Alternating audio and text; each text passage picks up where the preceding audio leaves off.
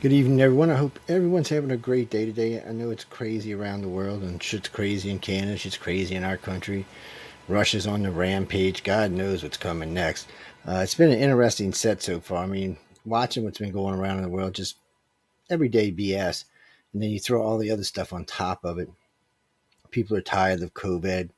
Even the CDC is getting tired of COVID. It's a shame that we have to go all through all of this, but I wanted to talk a little bit about the truckers. I have friends that are in the trucking industry. I have friends that are way up in the trucking industry as well. And I often wonder how this all reflects on them and how this is going to hurt them long term. Some of these guys make big money for logistics and moving stuff around the country. Some of them are just truckers making big money for, working all the time. So when you stop to protest or stop to run around DC, and all of a sudden, here you are, you're in DC, you got it rocking and rolling. You think you're going to get some stuff going. You're going to get the government to give you your way. And Canada, basically declared what do you call it? I guess it would be a national emergency like they do up here. Hey, it's Jay. How you doing, Jay? Hey, Uh, hey Joe. Jay looks scary tonight, man. He's got a scary look to him. Oh, wait, might Got the actually full beard a going piece in. in. Jesus, Pete. I'm sorry, people. But anyway, guys, we were talking about the truckers, and we're going to get to. I know a lot of people have been writing to me about what's going on with the war and all that. We're really going to talk a little bit about the truckers first. I got a lot of friends in Canada. We got radio show hosts in Canada. I think 6, 7 of our hosts are Canadian hosts, and they're up there. And these truckers are wanting something. I mean, got to give them something. Um, Instead, they're met with a cold hand and a harsh heart, and pushed out and pushed away, and they're still not giving up. And now you get the crazy Americans down here doing the same thing, surrounding DC. But it's funny now. I haven't heard hardly any stories about it today. Hardly any. And you'd think you'd be because of the war, but you know what? There's not as much about the war as you'd think you would hear right now. So it's kind of weird news cycles going through. It really seems like they're not sure what to talk about because lately CNN, CBS, and all them, every time they open their mouths, they seem to get in trouble for something.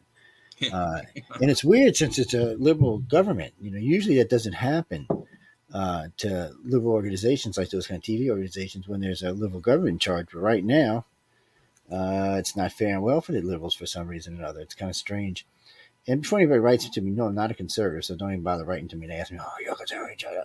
You know, over the years, and I've been around on the planet for a few years now, I've been asked, what political view are you, or what religious view are you? First off, I don't personally think it's anybody's business but my own. But if sometimes I'll tell you, and sometimes I'll tell you to flip off or something.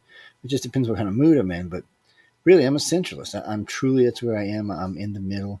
I'm not really conservative because I like a lot of things a conservative does, but then I'm like, oh my God, you've got to be shitting me sometimes when they open their mouths. And I look over the liberals, and there's some things I like about the liberals, and then oh my God, I'm the same way. I hear AOC start yapping at her jaws, and I'm like, thank God I left the party. It's just there just doesn't seem to be any middle ground, and that's where everybody should be. We really should focus on some kind of middleist party, centralist party.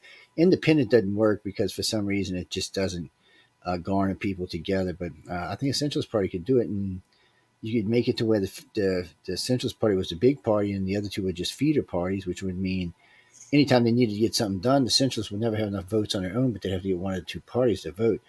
That way, it would be truly more about the American public than I want to stay in office. And I'm all for, by the way, if anybody says anything, I'm all for restrictions on how long you can serve. I think 12 years maximum, whether you're a senator or a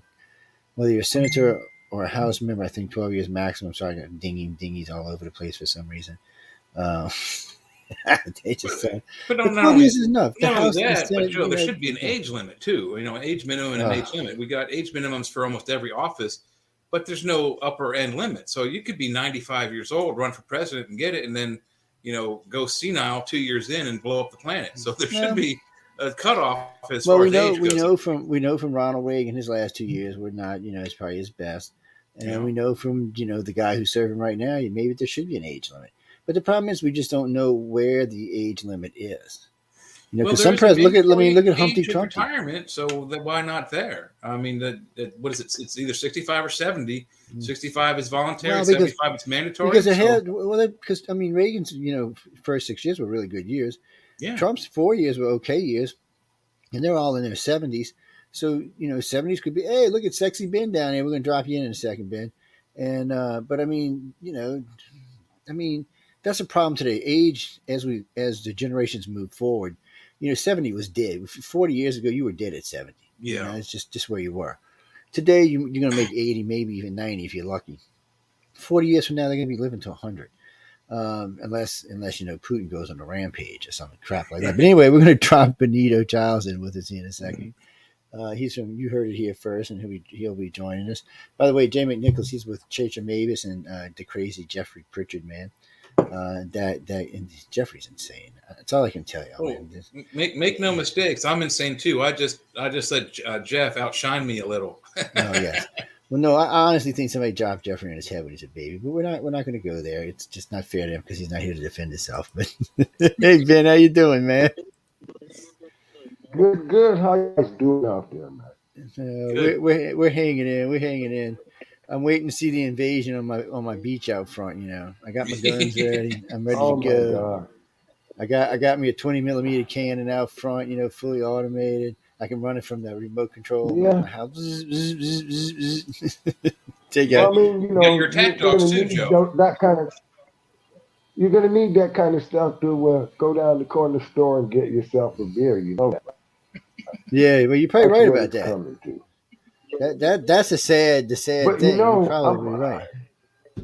But I'm watching a lot of propaganda blow up too. I mean, the funniest thing that came out just earlier yesterday. One of the pictures that showed the explosion, what's supposed to be happening in Europe, really wasn't authentic. It's from some 5-6 years ago.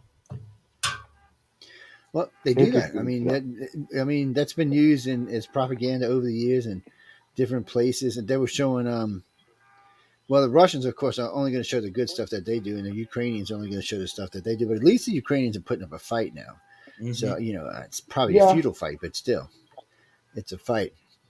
For if they could just learn how to fight.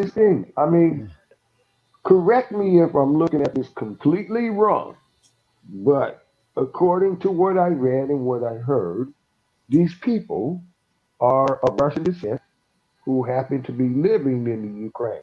Is that correct? Well, Ukraine's a funny place. Well, there's 42, 43 million people there, and they were a country before the Soviet Union took them, and then the Soviet Union kept them for I forgot how long, and then they became independent again. And they really did want to be independent. They want to be a democracy. They don't want to be under communist rule. And the thing about Putin is, Putin technically is a democracy. Kind of, sort of, in the very loosest sense of the word. Vaguest sense of the word, yeah. Because, but Russia had moved to a democracy pretty much until Putin, got in there. And I don't know what we're going to do with the guy, but as it stands right now, it's America's in a tight spot. If Trump was there, it wouldn't have happened. Whether we like Trump or not, even NBC has to concede to the fact that the crazy Trump was there. Russia didn't do anything stupid. China wasn't even talking about Taiwan, and even Kim Jong-un went and sat down and hid his little drawer somewhere.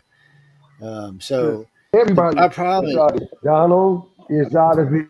He's just crazy enough to do something crazy. So you know what? Let's figure out something different. Yeah, and you're right. That's what the fear was, because when Obama was president, that's when Russia took the two things in Crimea, and there was two other countries that went ahead and took stuff too, because they knew President Biden wasn't going to do anything. He wasn't that kind of president. And I don't think it was because Obama was scared. I just don't think Obama wanted his legacy to be, I went and killed more people than I had to kill already. Because he had to kill enough people in Iraq and Afghanistan. Why go start some more wars where you got to kill some more damn people? I'm sure he didn't want to be. He wanted to be, and then. Of course, now they're doing it again under Biden because he's a weak president. Nobody's scared of Biden. Yeah, freaking chihuahuas aren't scared of Biden. They bark at him now. we actually talked about that on Jeff's show, Joe. And what happened is exactly that. While Trump said Putin wouldn't have done this, but the scary thing is what you were talking about. The country itself, Ukraine, it's a big mix. So on the eastern side, you got. Outside of Ukraine, you got Serbia and Croatia, and then you got the Crimean coast, which is part of Ukraine, and that's kind of an ethnically different group than the main Ukrainians. Then on the far west side, you got a mix of Ukrainian and Turkish, because Turkey's on the west side of the country. So you got all these 3 or 4 different cultures clashing as one. But the reason why Putin is in there is there's something he wants, whether it's facilities or some kind of minerals. And Ukraine is like number 4 worldwide as far as production of uranium ores. They're like 5th or 6th as far as magnesium, manganese, and other type of the types of ores you need for electronics. So he's there for some reason. You're He's not breaking there up to on my unite. end. Once again, what is their what? You're breaking up on my end. Once again, what is their primary GDP there that you were mentioning? Well, the place he's going after is the Crimean coast, which is like a third of the country on the eastern side. But there must be something there he needs, whether it's technology or facilities or minerals. But the country itself is like they're not far off as far as production of uranium ores and magnesium, manganese, and other essential minerals for almost all the technology we have today. So he's there for some reason. It's not just to unite the country.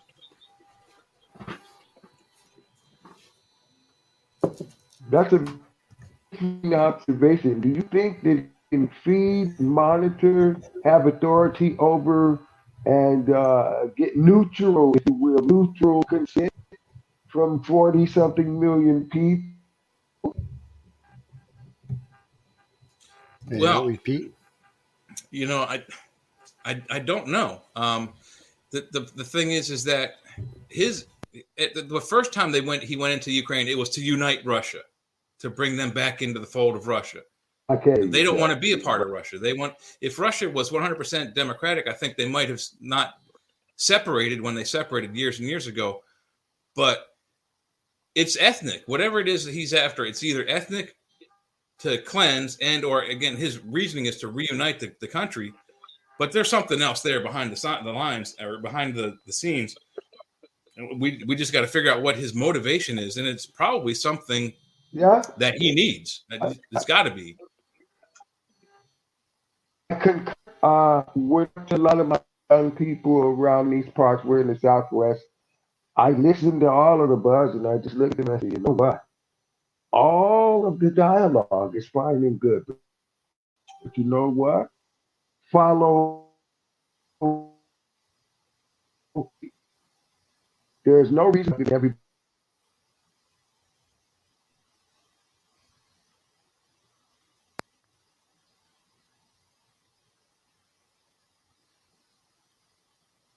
Ooh, we think we just lost. There's Joe again.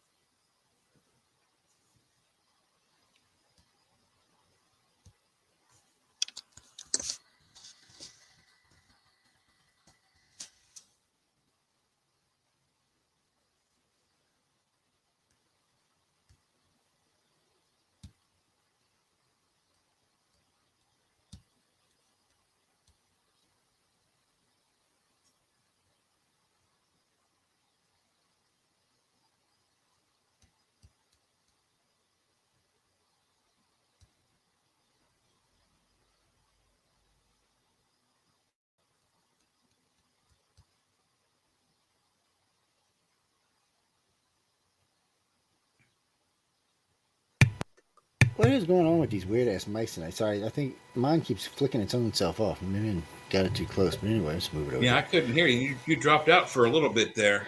Yeah, that was weird. Sorry about that, guys. Benito. So yeah, we'll see when he comes back. So, I mean, I don't know with the UK, with the Ukraine being what it is. It's a very big, large. It's 40 million people, about the size of Texas. It's a huge place. It is, and it's and it's very mixed group of people. And I know a big chunk of them are going to want to run to Europe and hang out there. But you got to stop and wonder and say, well, what is Putin actually doing? Why does he? He knew the response was going to be all the NATO countries were going to beef up everything, everything, their cyber attack, everything we can think of. They're going to beef up the Air Force, So maybe what's he thinking? Maybe a strategic low yield nuclear attack because he'll know where all the NATO's materials are. I mean, what is this crazy bastard thing? Because all he did was make it worse, not better. I there don't are know already if a bunch of countries bordering talking Russia. to Benito, but he's there for some reason. it's either minerals or facilities or some technology that was left behind. He claims at least the first time he went over there to reunite Russia, but he's attacking, from what I understand, the east side of the country, the Crimean Peninsula, which is a beautiful part of the country. But you think of it, you got the Serbians, Croatians, then you've got the beginning of Ukraine, you have Crimea. So those all three of those different areas kind of mingle together. So there's that cultural and ethnicity there. Then you got the central Ukrainians. Then on the west side of the country, you've got Turkish and Ukrainians who all kind of commingle. So I don't think if he's there for an ethnic cleansing, he's going to take over the whole country and he's going to do a Hitler thing. But he must be there for something, whether it's the uranium ores they have, the manganese, other minerals, resources, facilities. So something's there he wants. Yeah, okay, I'll tell you what it is. So he's got all the fuel he needs because everybody keeps calling him a giant gas station with the military, which is true.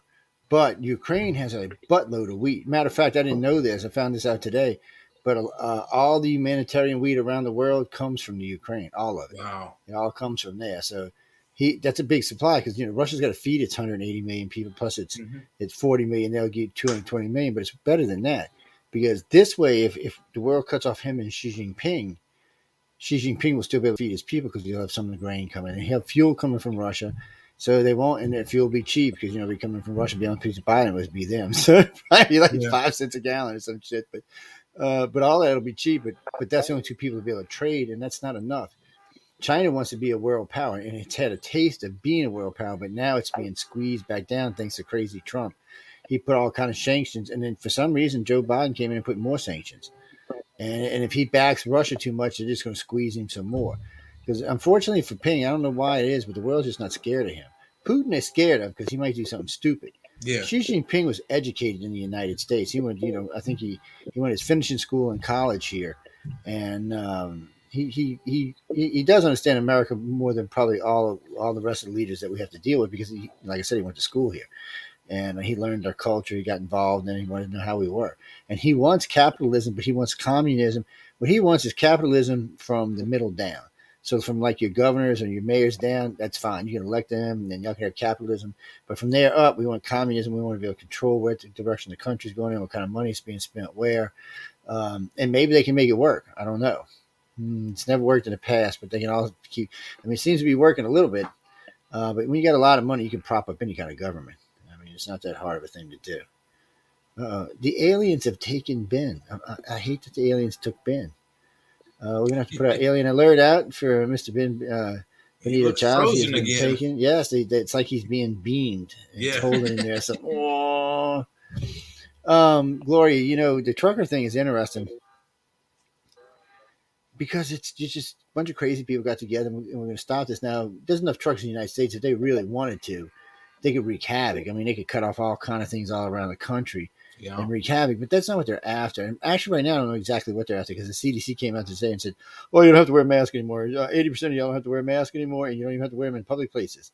And everybody's like, "Really? It was that easy? We just had to threaten it?" And I said, "Trudeau's up there trying to kill people. We down here just threatening and giving in." Well, there's a lot of stuff been coming out lately, like Pfizer and Moderna had applied not to have to release the technology for 75 years. Wow, in their findings and all. The last 2 courts they tried to go through, didn't like that. They were like, nope, you got to tell the people what's in them. If they start losing body parts or growing extra parts, they're going to want to know what the hell's in them. So you have to tell everybody. Well, didn't one of them get pulled? Wasn't the Moderna vaccine pulled? It was, and it went back, and then Johnson & Johnson just quit making theirs. I found out that's partially true. They quit making theirs in the United States. What's up, Ben? You back? We got you back, baby? No, not yet. I wonder what the hell's happening. There must be some kind of weirdness going on between us and him. I bet he's on some kind of wireless and there's some kind of interference in his house or something. Might like be, the government listening in. No, people, I didn't say that out loud. Shh. Mercury in retrograde again. But, well, no, stop spamming me. What do you mean? I think the war will go to like Europe, like the EU? Is that what you're asking me? The EU, whatever the hell they call themselves now? European Union. Yeah. Yes, the EU. Which is They, weird because we're in Spanish. The United States is called the Estados Unidos, so we've been EU before there was an EU. that's right, you damn EU people. See what happens when you use copycatters. Yeah, Well, let me put it this way: this is what would happen if Putin was stupid enough to invade the EU. First off, it would be a much harder fight than what they're doing in Ukraine because there's a lot more weapons down there, and there's a lot of yeah. military. There's a lot more military down there, including the U.S., and we got all kind of fighter jets all over the place and tanks. And look, it ain't going to be no cakewalk. No. And but more than likely, Britain or somebody might use low yield strategic nukes to take out like his whole army. Yeah. Well, not to mention the fact we've got bases in Turkey, Poland, Germany, but probably some in France. I know we've got some in Italy. So I mean, he's not just going to be invading Europe; he will be invading us as well. Mm-hmm. And well, he said the other day that America don't understand because they're always far away from the fight and it's never been brought to our home. Well, that's almost true. We know that Pearl Harbor was pretty close to home, even though it wasn't the mainland. It's pretty close to home, but 9/11 was at home. Closer. There are German U-boats that are sunk not far off of your coast there in the Gulf of Mexico. You know, it's funny. We were. I was reading the Princeton. They got a scenario that they did on how fast the world would go. I wish I kept it on this computer. So maybe I can find it later. But so basically, this is how they're saying it's going to happen. Low yield tactical nukes first, strategic targets only. First 15 minutes, 2.6 million dead. First 15 minutes. Okay. Second medium yield, second wave. Whatever left is in strategic targets, anything in the field, and then pretty much boom, boom, boom. At that point, it's I think it's like 16 million dead, and then here come wave 3. Now, these are strategic targets as far as like New York, D.C., Maryland, Detroit, any major metropolitan area is now a target. Okay, here we are now. We're now an hour and a half in it, and there's 90 million dead. So I'm sorry, no, it's 56 million dead. And then they do phase 4, which brings up to 90 million dead. God knows how many are going to die from radiation poisoning down the line. But that's in the first 5 hours of attack. 90 million dead. First 5 hours. And that's only if the United States and Russia only target each other. Yeah. That's not if Russia goes off and starts targeting all over Europe, and Europe starts targeting all of them. China gets involved, we start targeting China. India gets involved, we start. No. Then it's going to be much higher totals. It'll be somewhere in the 500 million, 700 million range, maybe even as close to 1 billion. It just depends which way. But most predictions think that if the United States and Russia got into it, everybody else would stand out of it unless they were directly involved. Because for China, it's a no-win situation. They've only got 475 nukes, or maybe 600 now, but Russia got 375, 3,075, 3,750, and we've got 3,240, and we have all of our missiles are multiple warheads. Only half of Russia's are. So that means, and the way Russia. We also have some of those new devices that are out. There's that the stealth destroyer. I forget, it's a weird name, but it's got a rail Zimwalt, yeah. No, yeah, the Zimwalt class. Allegedly, there's some energy weapons up in outer space, and we know there's. I don't know if it's for true, but I've seen the video, STS-48 video. There appears to be a energy weapon somewhere off the coast of Australia, which shoots out into outer space. So I don't think that we're going to be in any kind of a loss for weapons. Even if we shoot all of our nukes off, we'll have stuff to shoot back with. If Reagan and Bush's dream what came to be, which it may or may not have because we don't know. We don't know. They would design a six-tier missile defense system against a large display of missiles, not a couple of little ones. They're talking about like they launched all 3,000 at one time. Right. So the 6-tier basically is this 3-tier missile system that's deployed around the country. We know they are deployed around the country. We know they're deployed in D.C. itself. I've actually seen them myself in D.C. in several locations. And there are different types of missiles. So tier 1 is just basically like a scud. It just hits the missile and blows it up, or gets close enough and blows it up. Yeah. The other one, the other one, the second one is that's what that second one does. One is actually has to hit it, which I never understood that, but the second one does shoot like it plops out like I think it's 250-foot area of these little white pellet that rips through the missile and destroys it. Yeah, it's a flying And shotgun. yeah, basically that's what it is. And then tier 3 is a low yield tactical nuke. And those are really more for like if they're dropping a bomb over DC and say it has 4 or 5 warheads on it, or more. They want to be able to do. They want to be able to kill them all at one time, and that's the only way they're going to be able to do it is with that. And those are pretty cool. And then of course there was supposed to be the 3-tier laser system. Now we know the airplane is designed and flies. It's supposed to fly figure 8 over the United States all the time, and it has a laser system on there that can basically wreak havoc on multiple targets at multiple times. This is supposed to be one over Europe too, but as far as I know, they never were actually deployed. Obama said it was a waste of money, and so I think he pulled them. But that's what a politician would say about a device they actually want to get working, so that they can secure the funds and still get it going. But as far as the official word is, it never happened. And the ground-based laser system, when we do know there is a ground-based laser system, DARPA was testing it just recently. So, and not just DARPA, Boeing was actually testing one too. We do know they are working on lasers for like our planes and tanks and other shit like that. So those are probably out there. There's supposed to be a space-based laser as well, because whatever Reagan decided, I never understood what Reagan was doing. So when I finally got to see some half-ass specs on these lasers he was building, I was, for shooting down missiles, these things were massive. I mean, I'm thinking, what is he? I think maybe he was going to put them in space and use them like to sweep through a city because they were big. They would wipe out a city in no time at all. And I was like, no. Then I come to find out they pointed up at space. So I'm okay. So they're for ballistic missiles. That's what he was doing, a Star Wars system for ballistic missiles, and that's what went good because there was a ground-based version, there was a space-based version, and they would kind of like and destroy everything. And I started reading about it, just saying, this thing is for like maybe shooting down like the Death Star. Yeah. I mean, this thing was massive. I don't even know if it got close to the missile, it would destroy it. No doubt about that. But these missiles were not actually designed for that. And there was even more evidence because Area 51 in Los Alamos got these stupid ideas on not really stupid ideas, but they wanted to blast things into space. So they made these big discs and they ribbed them, and they would set them on top of the laser, and the laser would superheat them and shoot them into space. So they were thinking maybe this could be a new like delivery system to send things in orbit and stuff like that. Never come to find out what truly happened to it all, to be honest with you. But none of this is speculation. This is all fact. You can go read it for yourself. But I could never figure out, like, what the hell was he planning? And then, crazy bastard Reagan says, you know what? Well, I'm not happy enough with that. Let me start Pine Gap. What the hell? Pine Gap? What the hell is a Pine Gap? Oh, it's a joint American-British defense of outer space. What the hell is outer space? What are we talking here? Past the moon?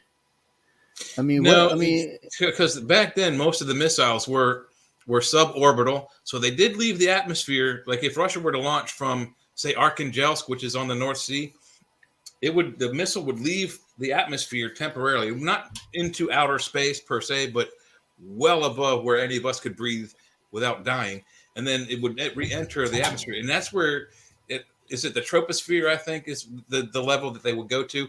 That's where they were talking about knocking them out of the sky when they were just so far out of our atmosphere that if they were to disable the weapon, whether they disable the nuclear device or disable the engines, when it started to come back in, it is now essentially ballistic and would catch on fire, reheating into the atmosphere and fall into the ocean as a dud. Oh, yeah, that's what Star Wars was designed for. Yeah. Pine Gap, I'm not sure what Pine Gap was designed for. First off, they got this massive. It looks like what do you call them? The satellite array that they got out in the desert. It looks just like it. It's massive. There are dishes everywhere. Yeah, there's dishes everywhere, and the amount of UFO sightings out there, planes being brought down, big weird green lights that bring down Cessnas and stuff as they try to sneak by, bring them down and land them. It's and then they tried to hide themselves, and we busted them, by the way. They somewhere in, I think it was like 2004 or 5, they said, oh, the base had been disbanded and we're going to use it anymore. So we were like, oh, yeah. We kept checking into it, and it was like 2 years later, one of our investigators found invoices for material being sent to Pine Gap. This is like 3 years later, I think it was. So once it came back out, we brought it on air and talked about it. After it came back out, they went ahead and admitted they were still there and they were doing whatever they were doing. And then, of course, Reagan instituted the Hawk facility, which is shooting big holes. I mean, I don't know what this. It's like he's playing pool in space or something. I don't know what the hell he's doing. He's shooting at something, or had plans on shooting at something. It just seemed like, and then he did those 7 speeches where he talked about alien invasions on the planet. You just got to wonder, was he really trying to get the Russians, or did he have some other crazy notion in his head? And not that there couldn't be aliens, people. I'm not even going to go there tonight, but it is strange that he had those speeches, and then he did 3 different things that could be used to defend the planet against something coming inbound. Well, and it's quite possible. I mean, are you familiar with the video from the shuttle flight STS-48? Yes. Yeah, I mean, I've seen that. I've seen the close-ups. I've seen the full, wide view of it. We're shooting something from the planet out into space at something that takes off, and it's not ice, and it's not a reaction control thruster. I can guarantee you on both of those, because I have a degree in video, and if I could get that video, I could definitely analyze it if it's a special effect. But it's not the reaction control thrusters shooting off a piece of ice. That ice just doesn't go out of our solar system. Doesn't change course either. And it doesn't change course 90 degrees. So yeah, and that's what the damn thing changed course a couple times. I have no idea what that was about, but actually, hey, up there, Zeta, I see you up there. You need to catch us on Wednesdays or Saturdays when we're talking about that subject matter. It's going backwards for a few minutes back to the truckers before we go back to the Ukraine. The truckers it's just been interesting to watch them, especially in Canada. I mean, Canada grew a set, and now they're getting slapped around for doing such a thing, but they really needed to. I mean, they got Justin pink shorts. Oh, man. Don't get me wrong, I can't stand Biden, and I wasn't the biggest Trump fan either, but I think you got to go all the way back to, I liked Reagan.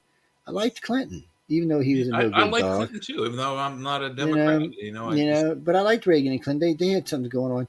Daddy Bush, if he would have left the war alone, he probably would have been a decent president. Yeah. But he had to go get all wrapped up in Iraq, so that screwed him over.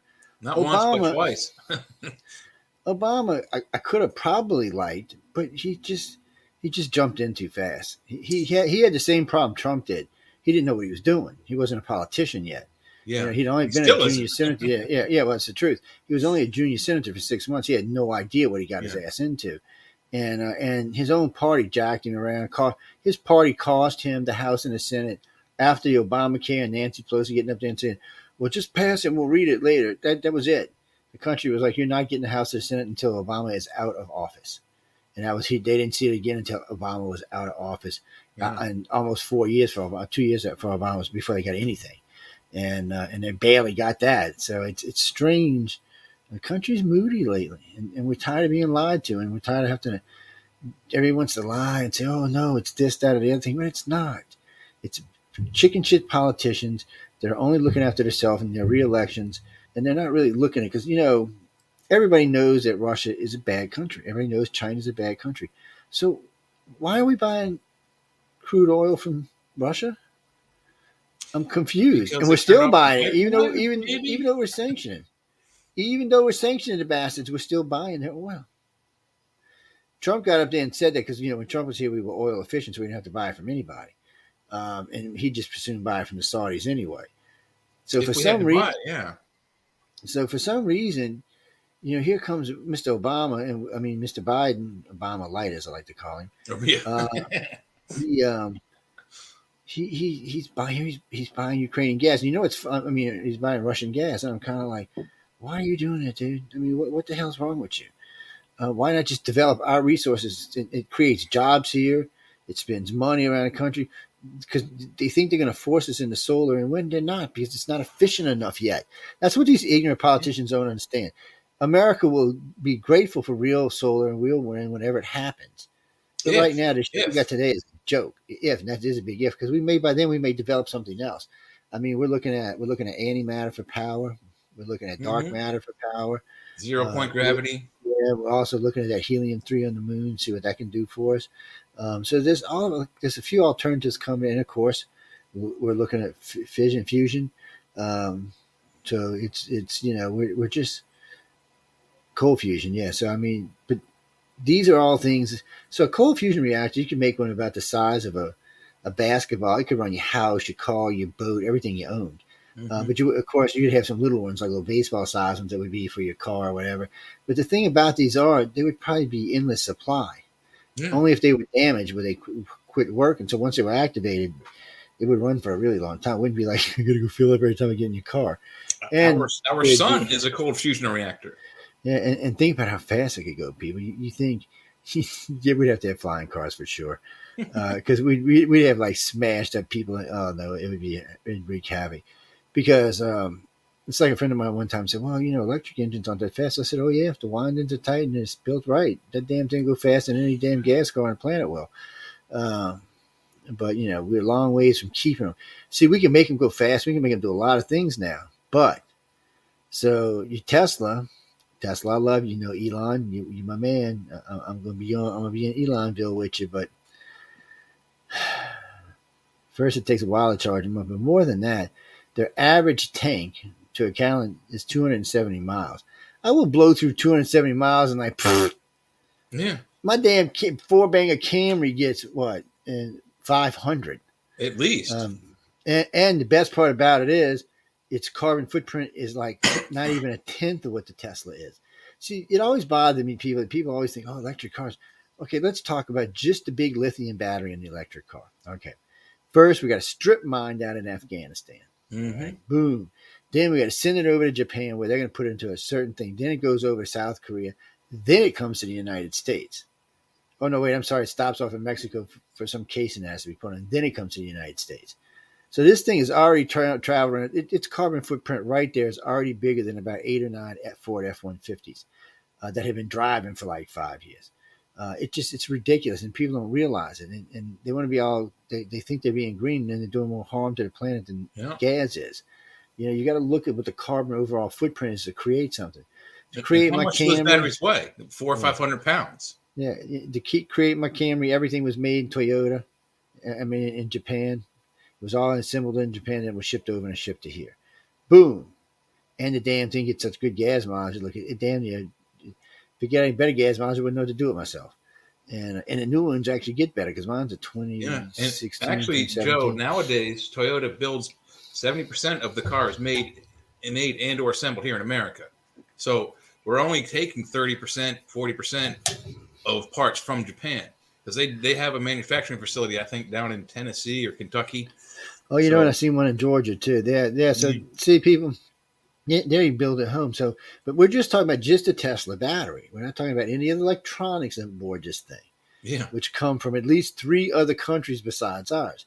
So, I mean, you forget, people, they're not being flown in either; they're being shipped in.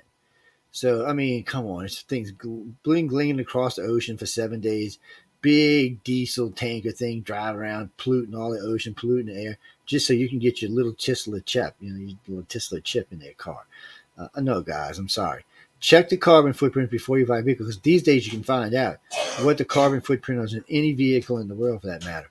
And right now, Tesla, like any electric car, is usually 10 to 20 times more than any normal car that's around today.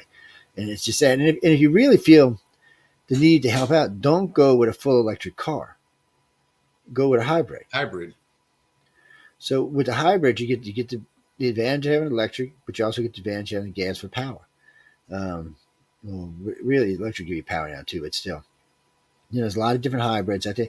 What I've never understood is why we can't divine a self-generating electric car. I sat down with a friend of mine. I got a bachelor's in science, guys, and it's basic in electronics. And we sat down and designed this car so it's self-generating. So now with these big lithium batteries, you have it on there, right? So you can actually have a small alternator or a small generator on each wheel and let the friction turn the generator itself. And it's creating power. All that power can be put back into the lithium battery. Or just channeled directly into the drive system so the battery doesn't have to be drained. Either way you want to do it, it's doable. But the reason nobody wants to do it is because it cuts out everybody. Like what? Hello, Trish. It cuts out everybody's profit. Mm-hmm. If I don't have to stop in my Tesla, so we said just 271 miles. So I'm going to California. That's Jesus. That's one, two. It's like 15, 18 times I got to stop and charge my car. And it don't just charge like, pump gas. 2 minutes later, I'm done. I get my car, I leave. Oh, no, I got to go shop for an hour. I think it's 2.5 hours or 3 hours for it to fully charge. Plus the charging station to be built. And guess what? Yeah. electricity is being made out of either nuclear or coal Mm-hmm. or natural gas. So really, people, are you really doing anything? You're not using fuel, right? But you are using You fuel. are. Someone still is. Yeah, so you think your car is all green, it's running off electricity, but the electricity is being created by someone. It's not like it's solar electricity; it's being created by a plant somewhere. It's Yeah. either coal, natural gas, or nuclear. That's the only three things they use. Because unfortunately, wind power and solar power. Do you know how to run the city of Houston? Okay, if you've ever been in West Texas, this is a great place. West Texas is just nothing but windmills and goats. That's all it is, and tumbleweed. So you get out there. I mean, there are everywhere you look for hundreds of miles. There's nothing but windmills. Guess what? All them windmills can't run Houston, Texas. Can't run Austin for that matter. I mean, so it's like more than half the state, and it can't even run one city. So it's useless for us. Now Tesla's idea, put the satellite in space, get the energy, pure energy from up there, not coming through the atmosphere and filtered, and then beam it down to us in the form of a microwave. But no, why would we do that? Because that's intelligent, but it's too hard to meter. Yeah, you can't make any money on it. That's why Tesla didn't win his contract. That's Edison's idea made profit for whoever got in on it. Tesla's idea was free energy for everybody. End of story. And that's why it didn't fly. No one was going to make any money off of it. no, but they could. What I don't understand is why didn't they just charge an initial setup fee and a tax? Yeah. Say, hey, look, you got to pay this tax. Like every other tax, you got to have tax on everything. That would have been fine, and you know what? The world would have been happier, and everybody still would have got rich, and it would have cost us far less than it does today. But I don't know. Martha Jones, I love that, Nick. Yes, I know Martha Jones from Doctor Who. Yes, I do. Yes, I do. What do you got for us, Martha Jones? Where are you, by the way? I've been asking everybody where they are because we actually have a lot of friends overseas and a lot of people. We actually have quite a few listeners in the Ukraine. I doubt anybody's listening tonight, but if y'all are, guys, we're praying for you. We're hoping everybody's going to make it out in one piece and that some witch will go whisper into Putin's ears and make him calm his ass down. Or just poof off the planet. Either way, I'd be happy either way. I'm getting in trouble for this. There's things about Putin I like. I like that he's kind of egomaniac, insane, and wants to lead his country. He's got vision for his country. It's just when it's like with Trump. There was things about Trump I liked until he opened his mouth. But there's lots of stuff. His politics I was fine with. They were both bullies. Yeah, that's true. That's a good way of looking at it. And but in the end, narcissism gets you. Yeah, what it does. Putin, from what I understand, from what I've been reading, and from a lot of the stuff that's been going through Euro papers and from friends we got over there, basically it's come down to just recently one of the members of their parliament or whatever they call it, their council, retired and moved to England. Matter of fact, quite a few people have been moving to England. There's a couple of generals and a retired admiral from China snuck out, went over there, and they've been running their mouths lately. But anyway, he said that's gotten to the point where Putin is paranoid about everything. He thinks the West out to kill him. He said it reminds him a lot of Castro and Hitler. That the fact that he thought everything was a trap, everybody was going to kill him, everybody was out to get him. They just wanted him dead, and which may be true, but I've never heard of any attacks on Putin. But I guess we wouldn't if they weren't successful. The media wouldn't cover it over there. They'd be like, oh no. But I don't know why it should be. I guess our Putin did it again. Yes, he's give him the bad man. Yes, but yeah. It's a strange way that they do it. Christopher, you mean Putin? Well, no, wait, no. That is true. That is true that the president of the Ukraine has been on the front lines fighting. That is actually true. It's a true story. Putin, though, is in Moscow. Last I heard. Yeah, he's not standing behind a gun. Yes, he's he's just. Not that I don't think some bitch wouldn't get in a tank and blow something up, but if he gets killed, I don't know exactly what's going to happen. Either Russia's going to cheer or they're just going to roll right to hell over the Ukraine. So that's a 50-50 thing. If they kill, what's his name? Is it Lazinski? Is that how you know? But anyway, if they kill him, then they'll probably install a new government and then they'll go home. Taking Ukraine and keeping it, it's going to be a tough thing to start off with because it'll be the U.S. will definitely be supplying rebels over there, so it'll be hell for a long time. Mm-hmm. And why keep it if the Ukraine will agree to be neutral and not join NATO? then maybe it'll be okay. Well, Putin is freaked out because we've got Poland's on his borders. Anyway, there's a bunch of NATO countries on one side of him right now. Yeah, If Poland, Turkey. if if we move NATO into the Ukraine with missiles and tanks, Russia's pretty much surrounded, and it'll be fast moving. So, in order for him to even slow it down, he'd have to put resources out there and spend all that money to protect his flanks. And Russia's poor right now, even though they got a lot of money coming into gasoline. They're poor. I mean, they don't have anything else. Shit. And thanks to the sanctions of the United States and Europe, they can't even get cheese in their country. Ouch. Yeah, they were they catch people blackmail. I mean, black marketing cheese. So like like a thing of Kraft cheese we would get here is like $3. Yeah, and it's like $300 there. 16 slices of cheese. Yeah, it's insane, and that's more stuff that's going to happen. I was listening to inflation. Russia's going to make everything go up. Wait a minute, CNN. That's bullshit. Everything is up. Let's not think you're going to blame this on Putin, because this is not Putin. This is Biden. Just get over yourself. And I've seen a lot of Democrats gotten pissed off about it. They're like, look, we're in enough crap as it is. We need to face up and do what we're going to do right. But and then, of course, I had heard Hillary out there. Well, if I would have been in office, none of this would have ever happened. Oh, bull. I'm like, Hillary, you sound a lot like Trump these days.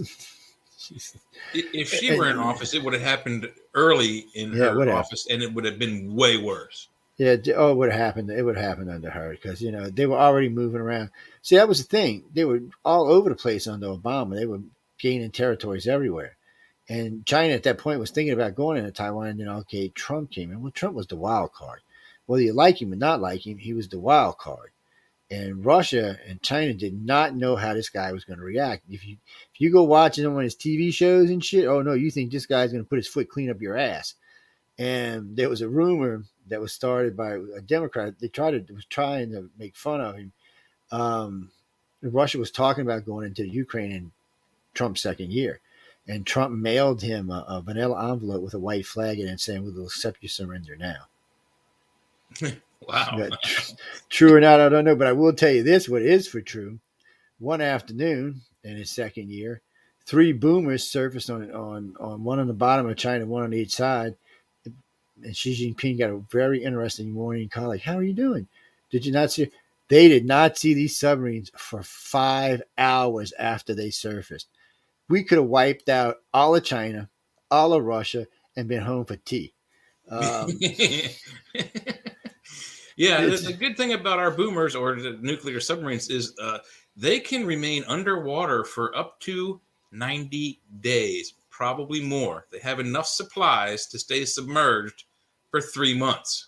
Oh yeah, and they can push it. They can push it longer. Yeah, really, 90 days is the 90, because so we're out on a Nimitz cruising along, woo, and all of a sudden the alarm bells go off, woo, woo, woo, and looking around. We're actually with the fleet. So, with the fleet, there was 2 other carriers with us and all kind of like support craps. So we're cruising on along. I'm like, what the hell's going on? I'm on a flight deck, right? So I go looking over the edge. Oh, she's tucked right underneath us. Couldn't have been 75 feet from the side of the carrier, just riding alongside. She had just come up and she was sitting there. And all of a sudden you see a tender ship coming over that's acting like it's tendering to us. It's sending stuff to us, but it's also sending stuff to the side. I probably just broke some damn security agreement, but it was crazy to watch. And but it just tells you themselves. And there's usually, when there's a fleet run, there's usually 3 to 5 subs with it. And their orders are, if it comes between the sub and the carrier, they're supposed to take the torpedo, not the carrier. If they got to get in front of it, they're supposed to. Even that's for all the ships in the fleet, though. That's why it's so nice to be on a carrier. Yeah, 3,000 people, and you got a bunch of guys blocking torpedoes for you.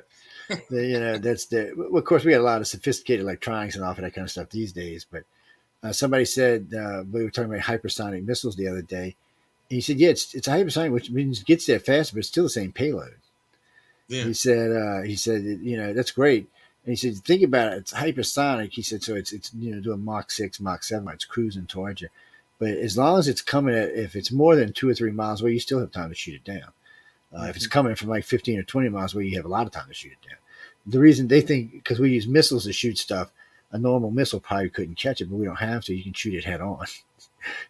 case y'all didn't know, people, they like got Gatling guns in these things, and they Yeah, roll out some phalanx, serious bullets. I phalanx. mean, oh man, they got the phalanx cannons, and they got a couple other cannons. Then they got hand Gatling guns.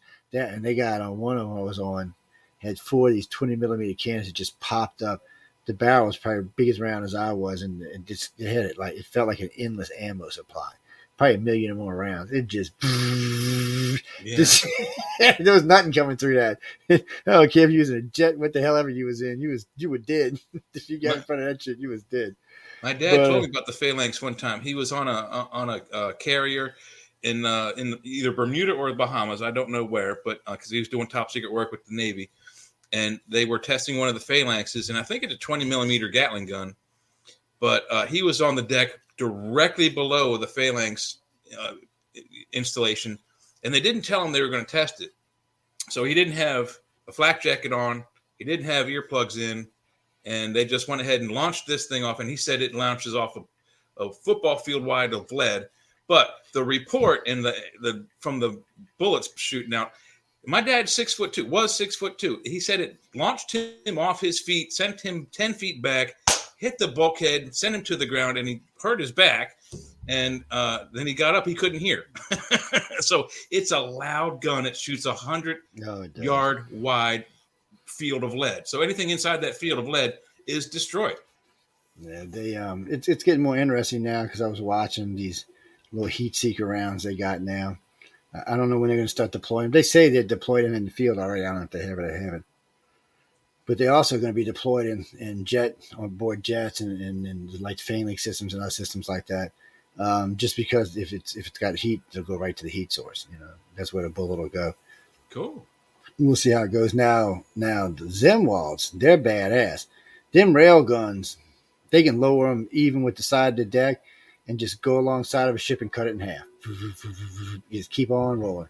It doesn't matter what kind of ship it is. It'll just cut it in half.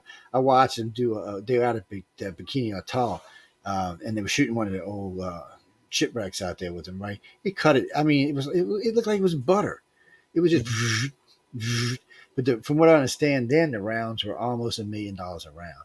I hear lately they're down to 100. Now, as far as I know, only one of the destroyers had the railguns. The other two have been taken off because they're too expensive. Of course, if we go to war, that'll change. Exactly. They'll be put back on, and we'll build more of them. But the railguns are badass, and they do work, and they are operational weapons. It's just they're expensive to run. But in the war, I don't think we won't put them with some bitches on some ships. You're essentially sending a caseless projectile at near the speed of light, and anything it touches, it's essentially equivalent to a nuclear explosion when it hits. It just rips right through it. Mm-hmm. All the ships they showed them, it went clean through. Matter of fact, what was cool about it, if you could cruise like just here's a good one for y'all guys. So Chinese in the South Pacific running patrols. Whole fleet, right? Big fleet. Got their aircraft carriers out there, two of them, their whole fleet out there. And one U.S. destroyer somehow or another got into the middle of the fleet without being seen. So if she'd have been carrying rail guns, she could have just been going along and just cutting these ships in half as she was going. And if she had 3 rail guns like they want to do, she could be just on both sides, just cutting them in half. Sooner or later, but she's got defensive armor that bolts outwards and stuff. So she probably sunk half or more of the fleet before they even got her to slow down. They're very deadly ships, and nobody in the fleet has anything like that. the Chinese, plus when they're out at sea by themselves, they look like maybe the size of a small clipper. They don't look like any kind of warship. 200 long yard, 200 foot yard, 200 foot long yacht, not yard. Yeah. But they don't even look that big. They look, you know what they look like? About the size of a PT boat. Oh wow! And that's the radar signature they give back. So, and most people don't realize it, but like the SR-71s do give a radar signature back, but it's about the size of a crow. Yeah, it's a bird. So that's why they call it the blackbird, because unless it's way up high. Unless it's way up high, you think it's a damn bird. Right. But remember, that's what got our asses kicked in World War II. People didn't realize we actually seen the Japanese coming, but the stupid idiots thought they were birds, and everybody knows what happened after that. Oh yeah. But getting back to the original topic, we stray sometimes. People give us a break. I mean, it is wartime after all. Not for us, but at least I hope not for us. A friend of mine brought up a good point today. He's like, Wow. If Biden gets in the war, guess what? We're stuck with him. No. No. I think we'll impeach him. I think I actually think right now, if the Republicans win in a supermajority like everybody's predicting them to win in, that they'll impeach him, her, and her. Which by that, what I mean by that is actually they'll impeach him, her, him. And what I mean by that is they'll impeach Biden, they'll impeach Kamala, and they don't want Nancy running the country, so they'll Oh, hell impeach no. Nancy. And then Chuck Schumer, and probably what's the other one? I can't think of his name right there. The other crazy liberal. All five of them are going to impeach. Oh, and they already said they want to impeach AOC and Omar, so that'll be seven of them. That will be wild because all of them need to be impeached. Why AOC hasn't been brought up for races, and why Omar hasn't been seriously brought up for what she said about the Jews? She should have been thrown out of Congress for that. I mean, if a congressman would have said that about Muslims, they would have won a drawing quarter. So why is it okay for her to say it about Jews? She didn't live There's over definitely there. some favoritism up there. It's definitely what you're seeing. But in order for Biden to remain in office, we can't just be like sending troops via NATO. Oh no, Congress we got to be would a have to war. declare war. Otherwise, he can be voted out. Oh yeah, we got to be a war. Yeah, we no playtime shit, not like Vietnam or Not like the shit Vietnam, going on. not like Korea. Not like the Afghanistan stuff or the Yep, exactly. Iraq stuff. In other words, what he's telling y'all is he means World War III people, and then we're stuck with whoever we got. Exactly. That's why Yes. Truman was in there for 3 semesters.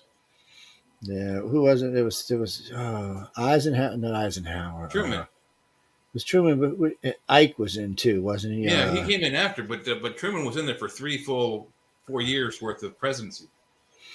They yeah, that's why we have term limitations now. People, we had two of them. Yeah, no, it's crazy. You can't be letting no president run a country. That's a dictatorship. That's not a damn presidency. That's Putin, is what that is. Yeah, or Hitler. Yeah, people forget this, and I like to remind you of this. Hitler was elected. Okay, At first. he did not. Yes, he did. Wasn't a dictator in the beginning. He was elected, and he was elected by the majority, and he was doing his job and straightening out his country. And then somewhere along the line, he went batshit crazy. What can I tell you? Declared himself the Führer, permanent. Putin was elected twice. And Medvedev was his prime minister, and then he ran and was reelected. And then they changed the law so that Putin could run again. And then they changed it from 4 years to 6 years, so he could stay in longer. That basically, Putin just owns everybody there. And from what I've heard, everybody tells me the same thing. They're scared to say anything because either they're going to be put in jail or killed. Mm-hmm. And that's exactly how Hitler got powers. He threatened all of his enemies and or killed them. But he also, in order to get through, he made it impossible for anyone who had guns to keep them, and anyone who wanted to get guns, whether for hunting or for sport, to get them. So he secured his legacy by taking out all the civilian guns and taking out all the political party enemies he had or rivals who could have won the chancellorship from him. And then once he did that, I think it was 2 years in that he declared himself the Führer and permanent president of the country. Yeah, that's the thing. I was just reading what Trish posted. It's the bad part is if you believe in reincarnation, this guy could be Vlad the Impaler, or Papa Doc or somebody worse. I remember the other day a friend of mine tells me, he said, Joe, there's never been any black dictators like that. I said, you got to be shitting me, right? Was that guy in Uganda? Yeah, and then it's Papa Doc. I mean, come on, dude. I mean, there's been several of them. I mean, and I'm like, guys, let's not go there.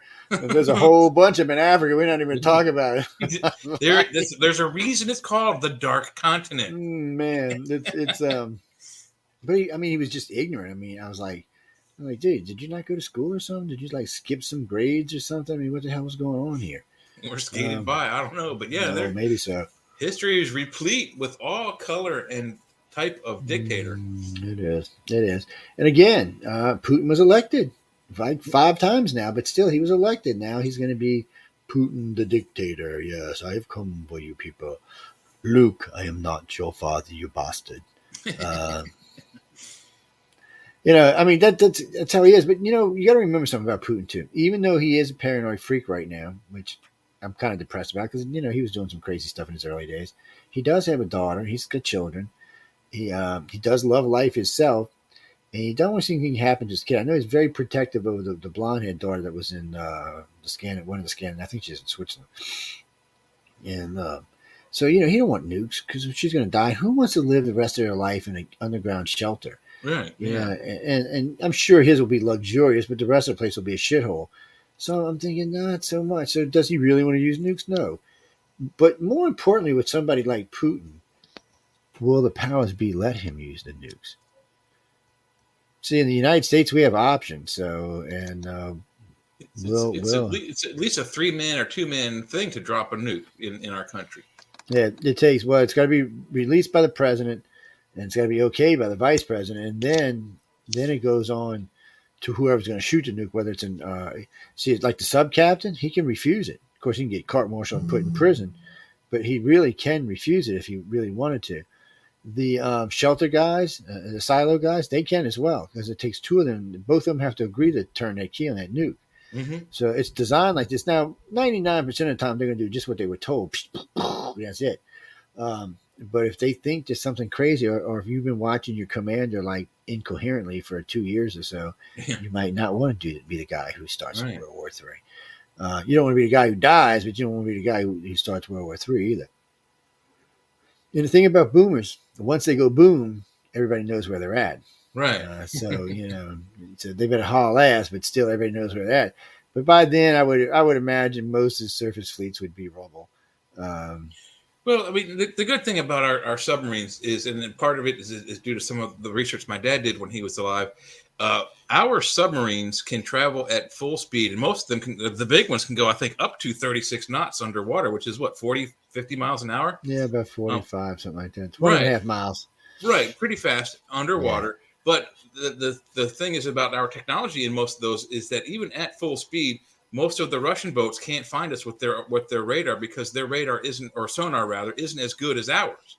So even if the Russian subs are moving at silent running, they can't hear our boats at full speed. And they got to be right on top of them. So unless they're right on top of our boats when they launch, they're not going to catch them. Well, people, when you see the movies, when they talk about the crazy Ivans, the Russians made those because of the Americans. The Wolfpack, they never can hear the Wolfpack behind them. So they do that to find out if the sub's following their asses. Yeah, because the tricks that we use is what we call following in the baffles. And so you come up behind the boat where it's screwed, where the propellers are. They cannot hear you. You can be running. You could be banging on the hull of the submarine with a hammer, and they can't hear you. So in order for them to turn around and see what's behind them, they had to turn all the way around 360 left, 360 right. And that's where the crazy Ivan comes in, is to see who's behind chasing them. Yeah, and usually it was us. Yeah, well, we're supposed to have at least one wolf pack for every boomer they have tagging them all the time. Mm-hmm. Plus, we cheat. In case y'all notice, America, or the rest of the world if you're listening, they have these things called whale listening stations all around the world. I mean, they're all around the world. They're in the Arctic. Yeah. So originally, these were U.S. sub-listening stations. That's what they were designed for. But we gave them to the whale listeners, okay, so they can track whales. Well, unfortunately, or I should say fortunately, the U.S. has access to them all the time. So even though these guys are doing their jobs listening for whales, a lot of times they're finding submarines. So the U.S. is tracking those submarines through. So they looked good by giving these things to these people. They don't have to keep them loaded up with people anymore because they're half automated and half run by the whale watchers, and they're everywhere. And they've added a few more since then. So it's hard to get through all that. It's hard for Russian subs. That's why they tried to invent the impeller, which is basically jetting water through. They had success with it. They had success with it, but they were too expensive, and they broke down a lot. And you can't be, you're going to World War III. You can't have your biggest submarine in the fleet not moving because the impeller drives went out. So it's a strange thing. The U.S. has some stealth with its subs, but not enough. And people, there's a lot more subs floating around in the ocean than y'all realize. When you start going country by country by country by country, there's a lot of freaking submarines out there. Mm-hmm. Yeah, there's a bunch of them bumping around. But Carolyn, what do you mean? The Russian Navy, okay, the Soviet Navy was bigger than the United States by a full third. Yeah, it was a Huge. full third bigger. Now, in a head-to-head fight, they would have still lost. The U.S. Navy was far more advanced and had far better weapons. Hmm. So, but in a conventional World War II style war, they would have kicked our ass. Oh yeah. So they were going by numbers based on that, and the United States was going by technology that could take out ships quicker. We got a lot of air ram missiles that just boom, ship is sunk. It doesn't matter what kind of ship it is, it's sunk. It'll even sink a carrier if it wants to. So usually it'll take two to sink a carrier, but still. And right now, the U.S. possesses 14 in-fleet carriers, five carriers in dry docks that are being decommissioned, two more or three more carriers that have been decommissioned but haven't been taken down yet, and the original 14. That's not including what the Marines have. The Marines have 4 or 5 of their own carriers, they're helicarriers, but they're for Well, like also, don't forget, there's 4 or 5 of them that are museum pieces. You got the Lexington, the yeah. Enterprise, the Hood, and a couple. There's like 4 or 5 museum pieces, decommissioned carriers that can be within a month or two easily recommissioned. So we're not hurting for carrier. Oh, none for any of that. I mean, their ships, almost half the damn battleships that were fought in World War II are sitting in some harbor or some river somewhere, like the USS Alabama, USS Georgia. Just Missouri's off the coast of San Diego as a museum piece. and we keep all them planes and all this out in those deserts. That's why they're out in the desert, so they don't rust or rot if they need to be used again. So, and all the parts are kept there if we need to do it. But for these days, the U.S. is very advanced, and if you're Russia and you're looking at the U.S. and you're thinking, do I want to get in a fight with these guys? Not really. You're going to get your ass kicked, and they know that. And the bad part is, though, the Russian people really don't hate America anymore. Yeah, they got a taste of democracy. Russian people. Yeah, we don't either. It's government. We hate their government. So they're ready to be westernized. We just got to get a decent government now, and they'll be westernized. But they're not that far away. And the only reason Putin's done got up on Ping's ass is because he's paranoid. He needs backup. In the old days, it would have been Nazi Germany, and they would have been friends, and Cuba and Venezuela and some other countries. It would have been enough to make a good coalition. But now, not so much. I mean, he doesn't have that many friends. Yeah. And so Xi Jinping's important. And Xi Jinping has a big navy. He has a decent air force. We've got crappy jets, but he's got a good size air force. It'd be shot down in like 2 days, but still, he got a decent air force. And he's got a big navy, but this navy is, oh my God, his navy's worse than the Soviets was in World War II. Yeah. It's not viable. Junk. Yeah, it's not. It's just junk. And remember, people, Chinese have zero quality control on anything. So I'm not even sure, and the 2 carriers they didn't build themselves. One they bought from the Russians, which I think they're going to decommission before it ever gets commissioned. And the other one, I forgot where they got it from. France gave it to them and put the top on it or some shit. It's a yoke. Yeah. Something else that you didn't really mention about way back when with the way the technology was is that, people think we're in America, we don't get hit with propaganda. You think back 20, maybe 30 years, there was that commercial, and I forget what the commercial was for, but it was a Russian fashion show, and they would say evening wear, and this chubby Russian lady would come out in a gray dress with an evening coat, and that's evening wear. Then they would say beach wear. She would come out in the same gray dress with a beach ball, and everyone thinks that we hate. Everyone in Russia thinks that we hate Russians. Everyone in America thinks the Russians hate us. The people don't hate each other. We hate their government. We hate our government. They hate their government. They hate our government. It's a lot different. But they put across the thing that all the Russian people are ugly, fat, gross-looking women, and they're not. That's not true. They're the entire Russian, There's some hotties over there. They have beautiful people over there, just like we do here. But 30 years ago in the 80s, they didn't want you to think they look like us. They wanted you to think if you think the country's full of ugly people, you don't have a problem dropping a nuke on them. I know. It's nowadays, thanks to the internet, a lot more stuff. A lot more truths have come out, but yes, but they control a lot of that. I mean, certain countries you can't really get American internet. Unfortunately for Russia, just like unfortunately for China, there's this thing called airwaves, and they can't really stop the airwaves from coming in the country. That's why in World War II was so important. We used to just blast into Germany and into Russia all the time. We were blasting them airways all over the place. Now we have much more citizens. We can do it from space if we want to now. So it'll be a different kind of war, but they'll still be doing it. So if you're living in China right now, and good parts of China can get European radio, they can hear it in certain places. So can in parts of Russia they can hear it as well. So and if you're like middle class and up in China, you may have outside access. See, we take it for granted here in the United States and the EU and Canada and places like that. We have access to all the internet around the world. We can even get into the Russian and Chinese internet, but it's not as true for them. They're not exactly allowed, and I know y'all don't understand, but they can actually block them from leaving their country's internet. That's actually true. The Ukrainians actually cannot access Facebook and other social media on their national internet airwaves. But yet, I'm a member of one of their version of Facebook in the Ukraine. Mm-hmm. Well, maybe I better get off of there now. Putin might come. Putin, I love he you, might man. find us. I love you, Putin, baby. No, baby, I love you, man. Show me that big hairy chested, that big bear chest, whatever the hell it was. He's got a bear chest. He's Russian. He ain't got no hair. Poor baby. You think you have a lot of hair being Russian? It's cold up there, it's man. It's cold up there. You want to be a fur-bearing mammal if you live in that country. Gloria to answer. We're just playing around, but to be serious, do I think it's going to escalate into something bigger? It's got a big chance. Now, do I think it's going to start World War III? I don't.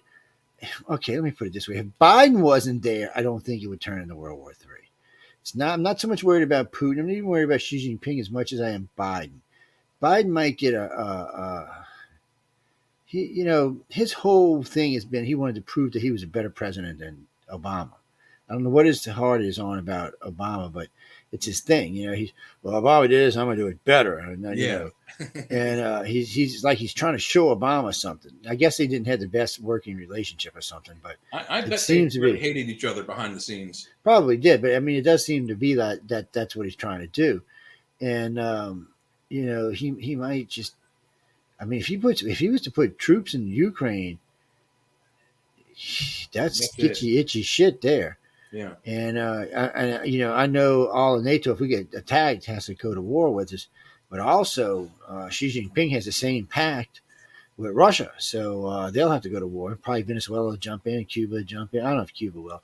If Cuba does, we'll just annex their asses. We're just gonna be tired of it. They will become an island of Florida.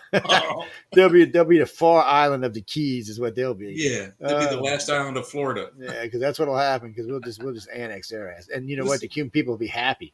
They won't even be fighting about it. I mean, look, people don't realize Cuba's only 90 miles off of the last key island. It's so right. It's a hop, skip, and a jump. It's real close. A speedboat, you can be there in under an hour. Oh God, yeah. And just a regular boat about 2 hours, but still.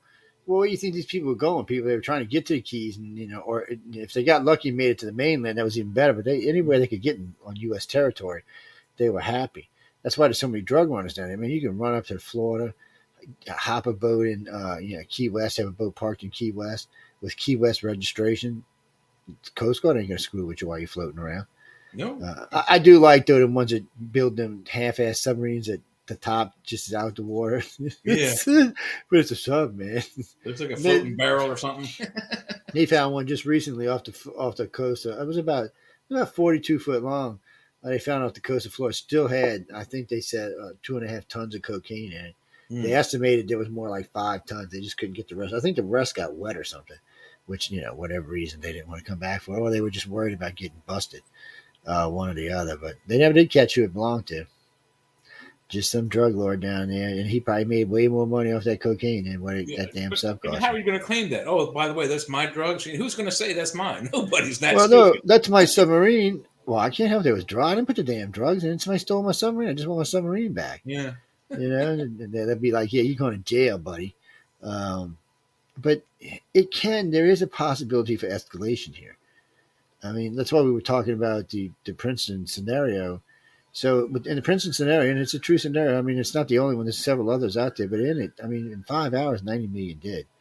And in a full nuclear confrontation where the U.S. and Russia decides to dislodge all of their arsenal, which is 8,000 nuclear missiles, anywhere from 2 kilotons to 50 kilotons. Yeah, the Northern Hemisphere is screwed. Mm-hmm. It's not so bad for the Southern Hemisphere as it will be for the Northern Hemisphere, but the Northern Hemisphere is North America and most of Russia and most of Europe will be decimated. and it's not even that the once the jet stream picks all the radiation up, it will just sweep it. See, what happens is the equator is like a buffer. Yeah. Because the wind blows different directions at the equator, just like the tall, it spins different directions at the equator. So it kind of acts as a buffer. What they have to worry about is the cycle of the ocean, where just the convection of the ocean may Mhm. bring it down into the ocean. But it's not going to be as horrible as what we would see up here. I mean, everything would be dead. There'd be nothing alive. Everybody would be living somewhere. The radiation, there'd be lesser and worse. Some places would be worse, some would be worse. But eventually it would just kind of even out over from the equator to the pole, and it would just kind of float around for, well, I don't know, 2 to 10,000 years. So you think about it. Do we want to go there? So is that where you want to be? I mean, is that what we want? Yeah, I mean, it Really, really is that what depends we on want? Putin at this point. The further in, because if he's only attacking the Crimean coast, it's like the eastern third of the country. If he goes further than that and tries to annex the whole country, then all of NATO is going to try to stop it, and that's going to be the trigger. If he takes over the entire country, that'll trigger a new world war.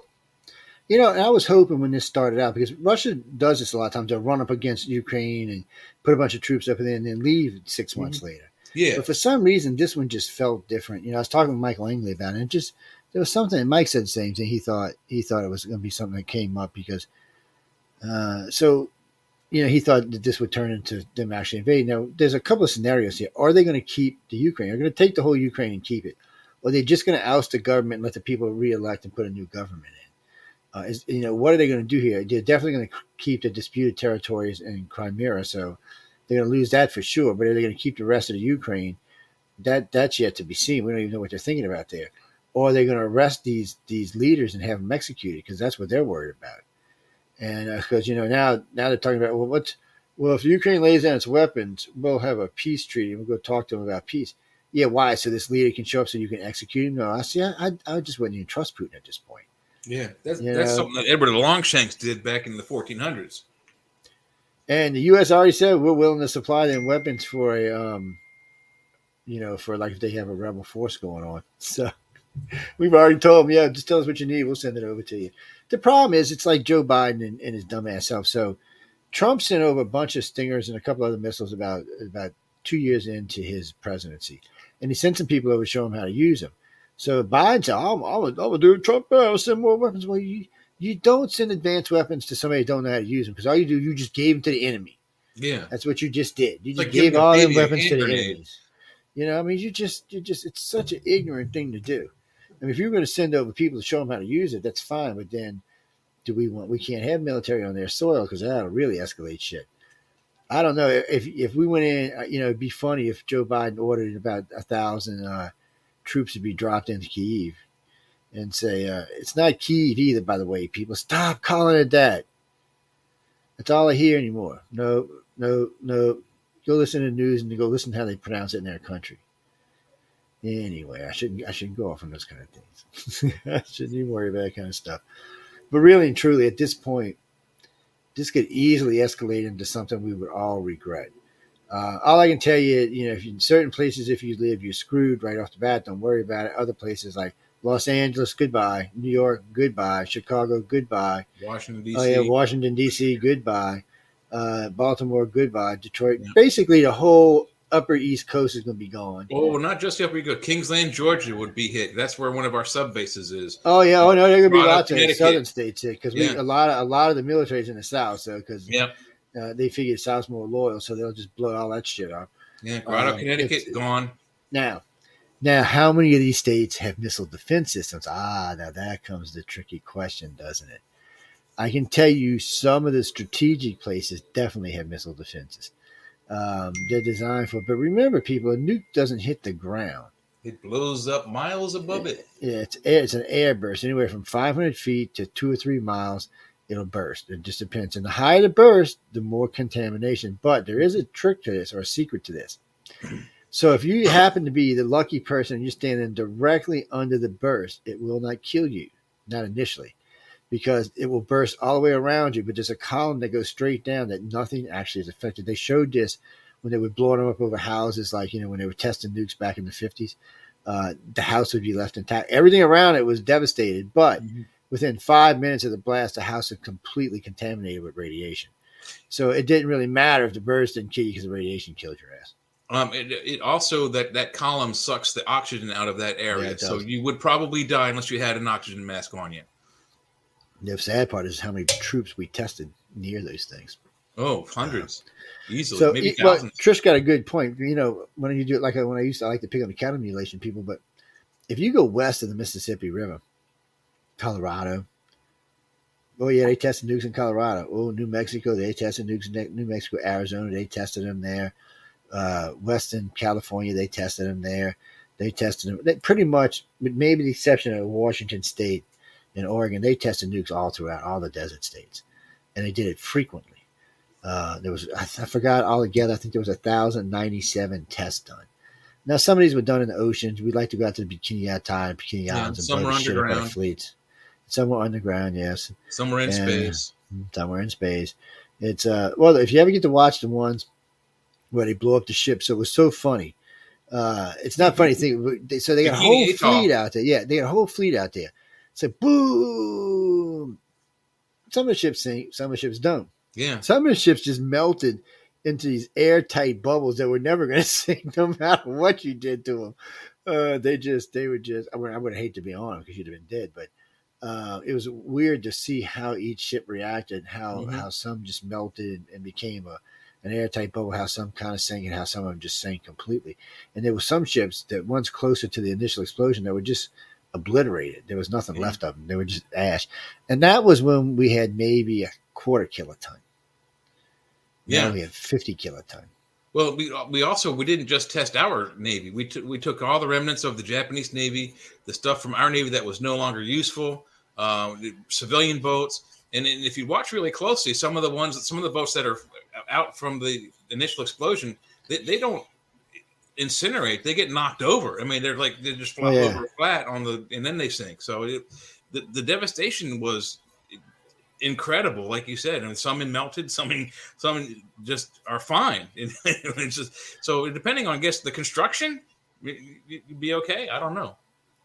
Well, the ones that turned into melted balls, I guess if you were safe from the radiation, might have survived and could have got out later on. But the Bikini Island, what they did is they went and took I think it was 3 foot of soil off the entire island, and then refurbished it so there's no radiation on the island. But people, you can actually go to the island. I forgot that you get very limited time. But I would imagine the ocean around it is still extremely contaminated. I don't At think least them the should. ocean floor. Yeah. The water around it's probably spread out because of the currents. Yeah, but anyway, I wouldn't go there. But but it is if for people who want to really understand what could happen between the United States and Russia, you need to look at a couple of those videos because that's what will happen if we get into this because there's no other way for it to end. You got 2 egomaniacs, and neither one would back down. And I don't think the world could force him into it either. So if Biden thought he was going to lose, he's got 4,000 nukes out of his hands. And he's got serious nukes. And he's got boomers out there loaded down with not just, some of them have 14, 18 missiles and even 20 missiles. But it's worse than that. They can have anywhere from 5 to 25 warheads on each missile, depending on what the payloads are. So you can airburst one, say, over the northeast, and that one missile could hit 16 different targets with 5 kiloton nukes. It won't flatten New York. It'll knock out like a 3 square or 4 square mile in New York, and then of course contaminate the next 20 square miles around it. So everybody there is dead no matter what. It just doesn't do as much damage, but the radiation is still just as lethal. And then you have trade winds and stuff like that you have to worry about. I don't like thinking about things like that because I managed to get through the first Cold War. I thought this shit was over with. And here I am, 40 years later, 30 years later, and it's the same crap. Why do we get these kind of leaders? How do we get these kind of leaders? Where are my peace-loving light friends? Where are the witches? Where are the crazy people? Get rid of these bastards. Send them to hell or send them somewhere. Well, they probably got released from hell. I mean, Putin's a narcissist egomaniac. I mean, he could be Hitler. Well, maybe not. He hasn't. I was going to say he hadn't done those experiments, but as far as I know, he might have. No telling what's going on in Russia's secret little labs. And I don't think that he's as good of an orator as Hitler was. I mean, Hitler rallied a beaten-up Germany that had just come out of World War I, and he He rallied them within 4 or 5 years to not only re-hate the rest of the world, but he built the world's largest battleship illegally under the treaties they were on. He wasn't allowed to build that. He got that done. He got tanks built. He got an air force built. He got the entire country rallied behind him to go and explode all over Europe. He did this in, 4 or 5 years. I don't think Putin has that kind of influence over his people. He's good, but he's not Hitler good. No, actually, it looks like with his influence as people looks like has been getting less and less over the last few years, over the last decade or so. I think after his fourth re-election, the people are kind of like, really, dude, we didn't vote for you. We don't want you anymore. Go away. We're tired. It's time to move on. And he just don't want to go. He can't give up the power. That's that ego in him. He just can't let it go. It's gone to his head. Absolutely. So he's stuck in this loop, and I don't know how you get him out of it. Other than somebody killing him, I don't know how you're going to get him out of it. And maybe now that Biden seized all of his billionaire friends' money, that might change things. Somebody might put a hit on his ass. They're not going to tell him anything because what are you going to say? Well, Putin, man, come on, dude. They see them. Well, didn't I help you make that money, man? I'll help you make some more. Don't say it again, dude, because you know what? There's a tree with your name on it. And if y'all don't know what that means, shame on you people. But no, it's not a tree hugger thing. Jesus, Mary and Joseph. It's a gallows. They will hang you. Go listen to the Led Zeppelin song. You'll understand. Gallows pole. Yeah. We're in a precarious situation right now. I'm not exactly sure. Really. We're in a seriously precarious situation. I don't think the clock has been this close. So we got to be I haven't heard them update the end of the world clock yet, but I bet you we got to be a tenth of a second right now. We looked at it at about Jeff's show. It's 100 seconds seconds from midnight. That's it. 100 seconds. That's pretty close. It's pretty close, man. It's a minute and a half. Come on, people. We really got to think about this because at this point, I don't want to die from a nuke or from radiation. But it's not a way that I want to go. Now, if I gotta go, by a nuke, I want to be right there under the damn bomb when it goes. So I'm like, just and flash. Bright flash, searing hot pain for a second, and poof, you're ash. That's what I want. And don't think it's going to be I know somebody wrote to me yesterday. Said it's going to be like Hiroshima and Nagasaki. No, it's not. No, it's not. These nukes, that wasn't even really a nuke. As far as we're concerned, into these days, that wasn't even a real nuke. Yeah. That was some little toy nuke. It's like a firecracker versus an M80. Nagasaki and Hiroshima versus more like a firecracker versus 10 sticks of dynamite. Yeah. Jesus, these things. The ones you get today, so if they dropped a 25 kiloton on New York, there wouldn't be nothing left. It would be completely flattened all the way around, and all through New Jersey and all through New York would be just completely contaminated. Yeah. Those will affect the island of Long Island. There's nothing. Yeah, they'll affect anywhere from 20 to 50 miles in the initial burst, and then God knows where they're going to spread out from there. Depending on the winds. Yeah, depending on the winds, and it's a big, wide, thick radiation field. Remember, there's low yield nukes, but some of these other ones are high yield. Radiation doesn't go away for 10,000 years. Think about what would happen to our planet. Well, not even a planet. The planet's going to recover no matter what. We just won't. Yeah. Do you want to go live underground? What kind of species are we going to be? Ever seen what is that? Star Blazers. Yeah. What's that other movie that when the guy's time traveling, we turn it into weird animals? So the humans are food. And the other monkeys? No, it's not. No, I can't remember. It's time something or another, but it's H.G. It's one of H.G. Wells' stories, but I don't know why it just won't pop into my head. But anyway, he travels into the future and he finds there's two time forms. Machine. Yeah. There's two forms of the human race. Yeah. One's prey and one's food. And one was underground is the one that is the prey. And one is the predator. The underground is the predator, and the ones above that look human are the prey. Yeah. The delicious, young, little, looking good humans. We don't want to be there. Nobody wants to be there. That's not the kind of life I'm looking for. I'm like, get the hell out of here, people. I want to enjoy my life. I got time left on the planet. I'm comfortable. I'd like to have some, really fun time. It's Mardi Gras down here. Putin, why are you going to start a damn war doing Mardi Gras, dude? What the hell's wrong with you? Do you not respect Mardi Gras? We might come nuke you just because of that. The South's got nukes, Putin. You better watch your ass, buddy. We do have nukes. As a matter of fact, we even control a half a dozen of the nuke submarines. You better be careful. Yeah. It's always been funny to me that the majority of the boomers all have southern states. or southern cities or Yeah. something. I'm like, yeah, I wonder what that's about. Yeah, we're gonna blow somebody's ass up. It's I just know people. I am backing the truckers. Whoever just asked me that question, yes, I'm all for the truckers where you can have you can look truckers. I back out 100% until it costs me at the grocery store, and then we might have to have a talk. I got to be honest with y'all. I got like I said earlier, I got friends that are truckers. I got friends that do logistics. I got friends all up in the fields. I got relatives too, and I'm all for y'all. Standing up for your rights and not have to do this, not have to do that. But again, if all of a sudden I start seeing ground meat, it's already double. If I see it double again, we're gonna have an issue. I'm gonna send the witch Trish after your ass. So you just better watch it. I'm being serious now. You don't think I'm kidding around? Um, and I know the war is taken away from the DC truckers, which is sad. DC's got this big, there's a bunch of truckers in DC, big rally going on, and all you see on TV is it's Putin. Okay, don't take this the wrong way, Putin. I can only watch you so much, dude. Unless you drop a nuke on somebody's head, we pretty much know what you're doing already. Now, if you decide to go get stupid in NATO, that's a whole different ball game. You may not make it to the next day because they see. I don't think he understands. Especially because you'd have to have control of Ukraine. So he's going to have to keep a big force there for a long time. Yeah. And Russia's only got 186 million people. I think they say half or like 55% are over the age of 60. So that's not going to help you. And then out of the other 80 million and stuff, I think they say like 40 or 45 million of them under the age of 12. So he don't really have a big fighting force he can pull from. And losing 40 million. Well, somebody got to run the country.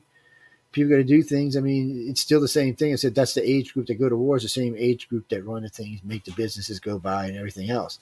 Yeah, I well, said so. there's another stat too. I think that in Russia, it's a man to woman ratio. It's like 7-1, women versus men. There's more women than men, Right. and in Ukraine, it's something like 8-9 to 1. There's 8 to 9 women for Yeah, it every is. man. There are a lot more ladies that over in both of those countries than there are fighting forces. And not that women can't fight, but Putin's a macho I was guy. gonna say you He better doesn't watch want it. to- Them Israeli girls will put an ass kicking in you, buddy. Yeah, But really, they're the only one. I mean, America's finally let women in the fighting force, not even in the Marines, but still, the Israelis are the ones that said, "Oh no, we'll show you what they can do, buddy." mm-hmm. But Russia's in a really, it's just not a place. Now China is in a better place because China, even though their army is not that much bigger than anybody else's on the planet, they do have a much bigger pool to pull. And don't get me wrong, half of their country is over the age of 62. Right. But They can they got field a lot they got more men 1.4 than billion women. people though. Yeah, so they got 600 million. Even if let's say half is over and the other half is under, it still leaves them 300 million people. So it's not like maybe 300 eligible million people, and you got the other 700 million that can run the country. So that's a whole different ball game there. And they do have manufacturing abilities now, like the United States used to have. But one good thing about the U.S. is it kept most of its manufacturing intact. It just stopped doing it. So most of the factories are still there. Most of the businesses are still around in some shape, form, or another. And it's not for some reason. It's not all that hard for us to shift over. And then we've got other allies. But out of everything that's going on, America is one of the only really mostly self-sufficient countries in the groups. I'll be right back. I got to hit the men's room, but I'll be back in a sec. It's something conquered Jay. It looks like the Darth Vader guy back there got him. It's interesting stuff. But anyway, getting back to what we were talking about, it's been a strange situation with all this. Everybody was arguing about who's going to attack, who's not going to attack, why they're going to attack, who's not going to attack, why. After a while, it all becomes jibber jabber. I listen to NBC, CBS, CNN, Fox. I even listen to BBC and two other outlandish ones from other countries. But in the end, it's all basically the same crap being said over and over and over and over. Putin's after something. He wants something. He says it's security. He wants to know he's going to have security, that he's don't have to worry about NATO coming in all around him and surrounding him. Maybe that's true. He is paranoid, and maybe it's true. Why all of a sudden now he's worried about it, I don't know. I mean, I could understand if Trump was president, it would make him nervous. But Biden ain't going to attack nobody. Biden can't even find a microphone half the damn time. Maybe he's scared of Penske. What's her name? Jenny Penske. Maybe that's who he's scared of. But come on, man. He's not scared. He's not scared. That's why. That's why he took Georgia and Crimea under Obama, because he knew Obama wasn't going to do nothing about it, and he knows Biden's not going to do anything about this. But Trump, he was scared of. He was just scared of Trump. He just, what do you mean? Should we reelect Trump? I don't know about that either. Do you want to elect Trump if this is still going on? And what is it, 2024, and Trump gets back in? He's not going to put up with Putin doing that shit. He's just not going to do it. He's definitely not going to put up with Xi Jinping taking Taiwan. He'll have definitely an issue with that. Trump, for some reason, considered Taiwan a protectorate of the United States, even though we don't have a formal treaty. He did. He's not the only president. There's been other presidents that's considered. Clinton did too. Clinton considered Taiwan a protectorate. They would have went to war over it. We don't ever want to get our own people killed, but can we actually just let people do it? I mean, so you've had two crazy presidents. I mean, Clinton and Trump would have definitely went to war. Reagan would have too. But baby Bush, I don't know. He might have. Daddy Bush, maybe, maybe not. I don't know. It depends.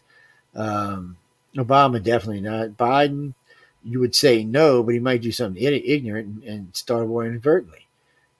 Maybe fall asleep doing peace meeting or something. Who knows? This guy's a disaster. Well, he's a disaster. As a president goes, he's a disaster. And I wouldn't even be as worried, but he picked the weakest, most possible vice president he could have. There was lots of good people out there. Yeah. And he said, no, I'm going to pick her, man. She's going to be a VP. Yeah, she's an idiot. The thing is with that is I don't think if he hadn't picked Camilla, I don't think he would have won. Probably not. I'm not even sure if he did win. Yeah, me either. But, I mean, regardless, she's just not a strong candidate. There was way better people out there. I know presidents don't like to pick really strong VPs because they don't like being outshined. I can understand that. Like Trump and Pence. I really can, but come on, people. They're going to take the country over if something happens to you. They should at least be capable. Yeah. Do you want? Okay. So we done got into a war with Russia, and Biden has a stroke. Do you really want Kamala fighting against Putin? I oh my God, we're going to get our ass kicked up there, dude.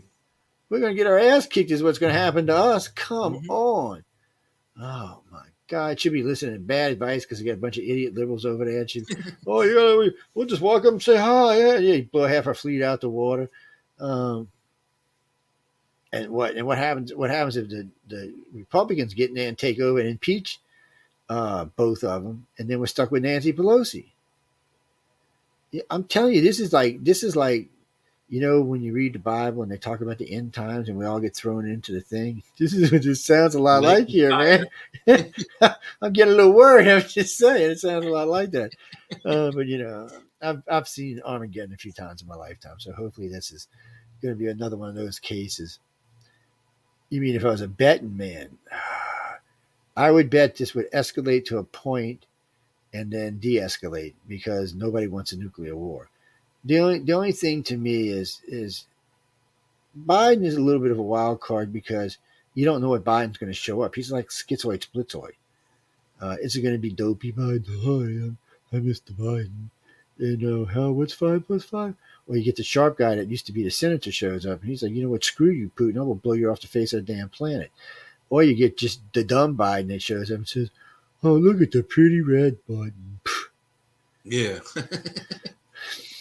Yeah, it's just so he's a wild card in this. I mean, he's not totally unpredictable, but he's got some. But even though he's a wild card, he's not feared. He's not feared. He's not feared. At Because least I Trump, think Reagan, Bush Sr., they were all feared by the other leaders in the world. They were afraid of those men. Period. Well, Putin says he's not feared because he's colorblind. He can't tell it's a red button. He thinks it's a yellow button, so he just leaves it alone. Yeah. It's I'm just kidding people. I was just teasing people. Calm down. In the end, I'm not sure where it's going to go. I'm hoping it will. It's going to be hard for Putin not to take the Ukraine, and part of that's our fault. So Biden gets up there and says, "I'm going to do this," and Europe's not saying anything. So, and we are going to do it, but you kind of backed him in a corner at that point. You should have just left it alone and said, "Okay, well, what are you doing?" And when he said, "Oh, it's just exercise," we should have left it at that. And then if he invaded, we should have been all shocked and awe, and then levied everything we could against him, because it would have been a sneak attack at that point. But we didn't. We got up there and played who's got the bigger you know what, and I'm not sure which one. And both these guys got a Napoleon complex, so I don't know what to tell you about that. They do. Just don't ask me why. Uh, it just seems that they have really issues and they can't let go. Maybe you get too old. Sometimes you just can't let go. I don't want to say that about all old people because I know a lot of old people and a lot of them can let go. But these two guys don't look like they can. Well, actually, Marshall, you're right. Trump couldn't either. If Putin would have said, let me put it this way, if Putin would have told Trump what Putin told Biden, that we already be at World War III. Screw that, we'd already be there. He'd have definitely, oh, no, indeed not. Next morning, we'd have dropped 300,000 troops into Ukraine. Said, you want to fight? Come on, buddy, we'll fight. Yeah, because he was crazy too. That's the problem. We haven't had a sane president. I don't know when. I can only go from Kennedy up, okay, and all of them were Yeah. crazy. All Yeah. of them. It's not that some of them Maybe didn't do go good back as shit. far as Truman, Eisenhower, but they all have been nuts. It's like it's a precondition to be president of this country now that you're fucking whacked in the head. Who's the best president in my lifetime? See, I do this Reagan Clinton thing. If you combine the two, they made one really great president. Yeah. Reagan was a better president than Clinton for a couple of reasons, but because he did things that were left in the world, like he ended communism. He put people. He had certain meetings in space, so he's got a lot of first and north. Clinton came in and smoothed out some of Reagan's rough edges, smoothed out all that spending of the money, and he took a good presidency before him and turned it into an even better one with him until he had to go play with his wiki. And he kept the economy steady. He did. He didn't tank the economy like Biden had. Well, see, Clinton understood the economy like Trump did. He knew how to make it work. So there was two good presidents, and then after that, it's been shit ever since. Mm-hmm. Okay, that's all I can say. Whether you support Trump, you don't support Trump, you support Biden, you don't, you support Biden, does not matter. Bush, whoever, it has been shit presidents since then. We went from two really good presidents to just, oh well, you know what? Let's just screw the world up for the next 40 years. What do you mean, Baby Bush was great? He wasn't. Okay, I will give you this. I will give you this about Baby Bush. He did have a rough start, and he did put China in their place when China knocked our plane down and went in and sent it back. And he said, if you don't send it back, we're going to come get it. I got to give him credit for that, and I got to give him credit for handling 9/11. The initial 9/11, everything after that, though, went some whacked out way. Why we had to go get war in Iraq and Afghanistan is beyond me. Right. And you know what? If we're going to do this kind of shit in the future, I do like the way Bush did. He went in and bombed them. Daddy Bush, he went and bombed everybody into the Stone Age, and then we didn't have to put any troops up. And they were like, yeah, we're going to surrender, man. Between your tanks and planes, we're done. Even though they had a 1 million man army, biggest one on the planet at the time. And so on those areas, I give him props. But everywhere else, he was just another idiot. Yeah, but also Baby Bush, after he went into Afghanistan, when they went after Saddam Hussein, he said, if you use chemical or nuclear weapons, we're going to drop nuclear devices on you. And I don't think they actually did use nukes, but they somewhere along the way, a chemical weapon was used on our troops. Whether we blew up a depot and it hit our troops, or they actually launched one off, and he didn't follow up on his promise, and so he was perceived as weak from that point on. We know Iraq used chemical weapons on Iran, so we know they had them. Now, tell me, everybody's like, well, they weren't mass destruction weapons. Well, let me tell you what, Saddam Hussein was a weapon of mass destruction. He killed 10,000. He flattened out and killed 4,000 Americans. Killed, God, I forgot how many Iranians, over 1 million. Altogether, man, its death toll was somewhere around 3 or 4 million. Yes, technically he was a weapon of mass destruction. And as far as biological chemical weapons, we do not allow that on our fucking planet. Beep, beep, beep, except for America and China, apparently. And probably Russia. But for everybody else, it's a big no-no. So it's just one of those things we consider a big no-no for. Unfortunately, that's where we are. So, we kicked that out. Wait, what? Sorry, that's just sidetracked like a bird watching a leaf blow by or a worm wiggling around. You mean if Russia nuked Europe? Oh, it's on. We definitely would drop nukes if that happens. Well, don't forget, people. Europe's got its own nukes. UK's got nukes. France got nukes. Spain got nukes. They all got damn Italy nukes. has them. Yeah, they got about the same amount China does, 500, but that's plenty of nukes to just lay waste to somebody. Yeah. Well, remember, their nukes don't have to go intercontinental ballistic. Oh no, They're because right next door. some of their targets are less than 500 miles away. Them bitches be boom. Yeah. what boom? Your radar wouldn't even have time to go off. You'd be dead. Early warning, no such Yeah, thing. so, well, see, Russia can do it, but the problem for Russia is we watch this stuff all the time. So it's not. We'd have some warning. So even if we knew they were going to waste the area, we'd probably still get the missiles off the ground. We wouldn't get anything else off the ground, but the missiles would get off the ground, and they would definitely hit the. See, that's a problem with nuclear weapons. You know, they're going to kill everybody on both sides. And again, I do not want to be living in a damn underground cave, for the rest of my days. Well, I'm a survivor. The rest of y'all have no idea what's going to happen to y'all.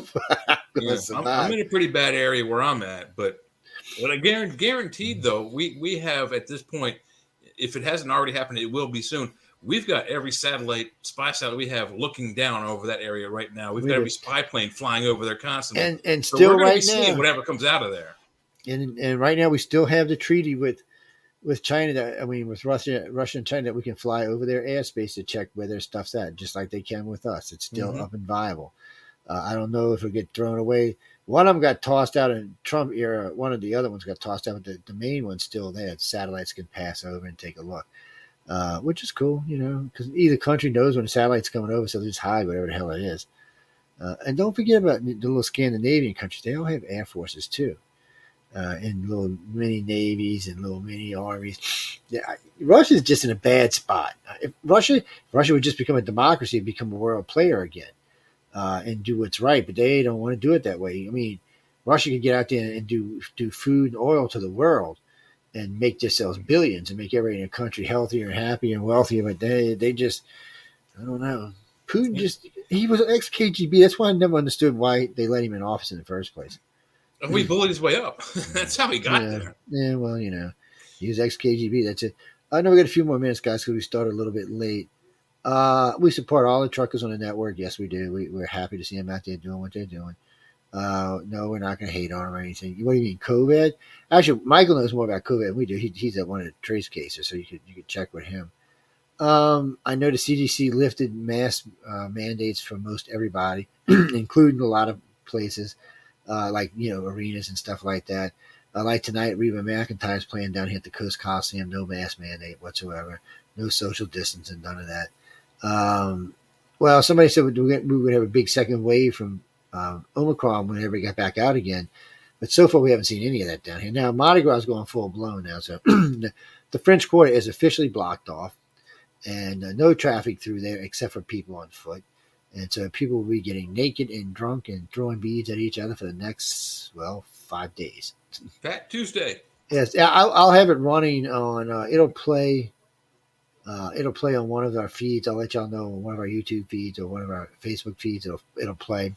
I usually let Mardi Gras, the London Gras and Mardi Gras, I usually let run 24 hours, so you can watch all the idiots in the French Quarter getting naked and shit, and trying to climb up poles that have been greased. It's just hilariously, stupidly funny. I don't go as much as I used to. They grease the telephone poles? Oh, yes. All the light poles, they grease them. Because people crawl up there and climb up all drunk and acting stupid, get naked. And another thing, people, it's okay for women to go topless for the most part on Bourbon Street. Okay, nowhere else but on Bourbon. Don't get fully naked because they're going to take you to jail. Okay, that'd be a friendly piece of advice for anybody going to the quarter, because you damn tourists don't realize you just can't come get naked all over the place. And whatever you do, if you find yourself in Metairie and the family parade areas, do not show anything at all. You can show some booby a little bit, but that's it, because they will take your ass to jail out there for that. It's family parades, people. They still don't frown on boobs. They don't care about that. You can show your boobs all you want anywhere you want. It's Mardi Gras. You don't care. In the old days on Bourbon Street, if you just rode down and you'd see boobs hanging out all over the place. So it's just part of the culture down here. So for the kids, they grow up with it, so it's not a big thing for them. For tourists, it's a little weird though. They're like, "Wow, really?" But again, don't just go get naked because they're going to take you to jail. Yes, they will. And bon temps roulette, everyone. Yeah, let the good times roll. So come on down, have a good time, get drunk, have a good time. Go to the dungeon. Dungeon's a cool place to hang out. Pat O'Brien's. If you go to Pat O'Brien's, go, especially right now because the temperature is about 50 degrees outside. Go to the fire bar. There's a outdoor bar in the courtyard, and there's a big fire pit in the middle of it. It's a water fountain with a big fire rolling. It keeps everybody warm while you're out there hanging out. They got heaters all over it too, but they also have 5 indoor bars in case you want something else. And they got a little bit of everything in there. They've got they got a piano bar in there if you want to listen to kind of that kind of music. They've got a rock bar in there. They got a little restaurant in there. Wet Willie's. Yeah, You yeah. Well, you get anything you want in Patos. So if you go down and ask for a '57 Chevy with stolen plates, it's a really good drink. Whatever you do, do not ask for the mint julep. Just don't ask for it. It's a trick drink, people. So 57 Chevy with stolen plates, the stolen plates just means you want an extra shot. That's what the plate means. But the 57 Chevy is a good drink. Hurricane's also a good drink. Yes, it is. But the mint julep, so the first time I ordered one of these, he hands me a glass. It's clear liquor, and there's 2 ice cubes and a piece of mint. And I'm like, okay, cool. So I drank about that much. I was like, son of a, it was $1.90 Everclear. So it's Everclear and a piece of mint leaf. That's what it is. And I think they put a little mint flavored liquor in there somewhere. But oh my god, I was making fun because I was sitting next to the fire, spitting in the fire. I was going. Yeah, it's like rubbing alcohol. It is. So don't just now. If you get a White Russian daiquiri, you can get the extra shot of Everclear in it. That's a good way because the daiquiris are about the big. And they come with the big ones come with like 3 shots of 151 in. So, but you can get an extra shot of. What's nice about these, you can sip on these for about an hour or 2, maybe 3 while you're walking around. Next thing you know, you are lit. You're just lit. Especially if you're a regular, just normal drinker, you are just lit. You're like, wow. But the Hurricanes are really good. But if you're not good with fruit liquor, stay away from them or fruity mixes because it's like 5 different liquors in Hawaiian punch basically. But you can get one that's this tall off the ground, this big around. It's probably about $300 now. It used to be $125. You get to keep the giant glass, and they give you these big giant straws, so like 80 y'all can drink out of it at the same time. Oh God! So I've never seen, most people I've seen drink them just barely got lucky, got back to the hotel. Yeah, but it's a lot of fun. I mean, it's a great place to hang out. The Dungeon though is a really cool bar. You got to walk through this little alleyway, and then you go into this little tiny bar. It's a tiny place, and it's always packed. And so I just warn you ahead of time if you're in there. By the way, don't even go to French Court if you don't like this part. So if you're in the dungeon, you're trying to go up, get to the bar, you're trying to go upstairs, you're going to get felt up half a dozen times. Whether it's on purpose or not, it's just going to happen because between the bar and the wall is 2 feet, and they're literally just people packed, people sitting, people packed in between the chairs, and people packed all the way to the wall. So you just got to kind of squish your way through it as you're going through. So if you're claustrophobic or you don't like people touching you, don't go. Matter of fact, just stay out of the French Quarter for that matter. Yes, we're doing an update, and then one more. Well, I don't know. Next time we'll do this next week. I'll bring Mike on to talk about the COVID and where it's at because we're getting ready to wrap up. But I love these. You mean Putin?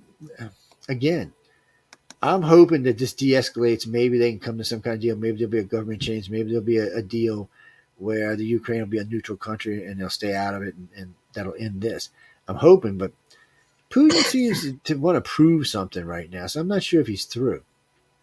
And what I'm worried about is if the civilian death count starts going up, the world's going to start getting pissed.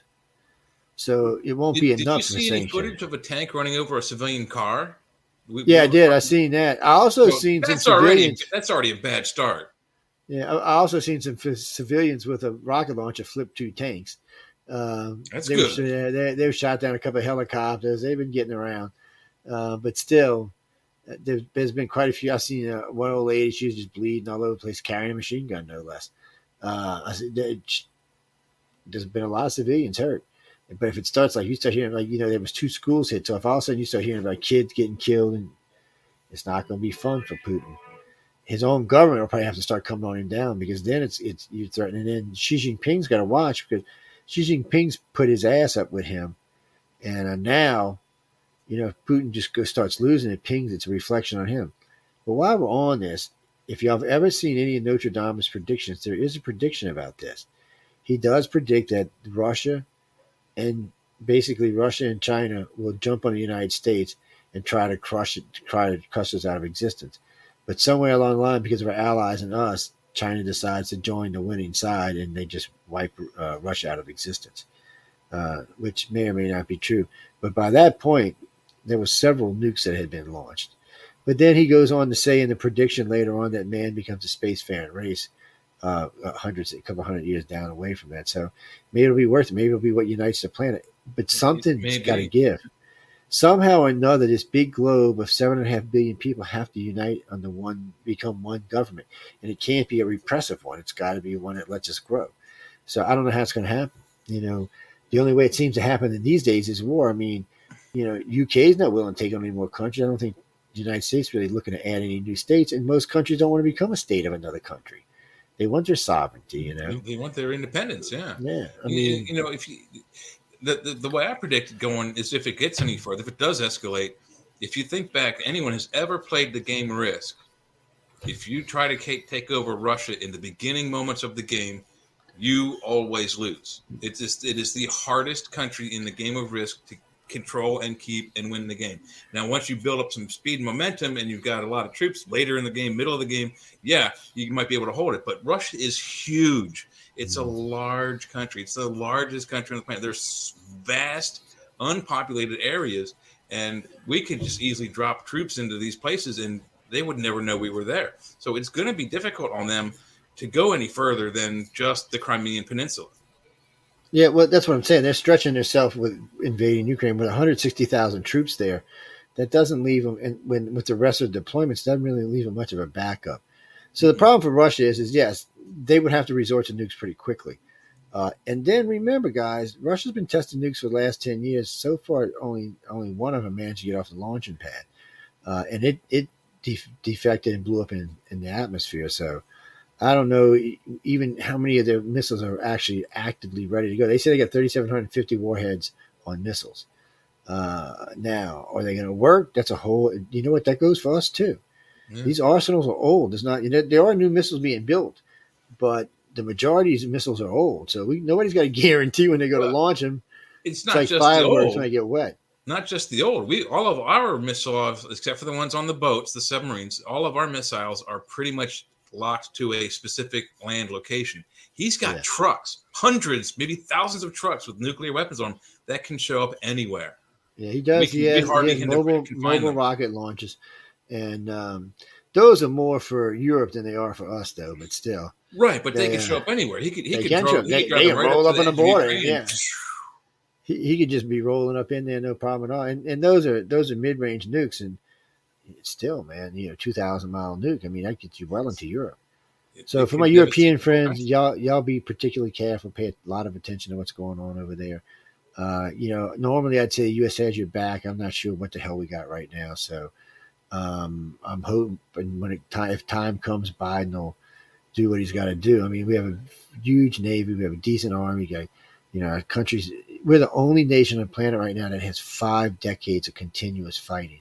I remember when one of Xi Jinping's admirals that had retired and defected and was living in the UK, he's talked about it. He said, we used to tell our first leader and Xi Jinping, he said, Japan always regretted waking the sleeping giant. They said if they would have left America alone, they would have won World War II.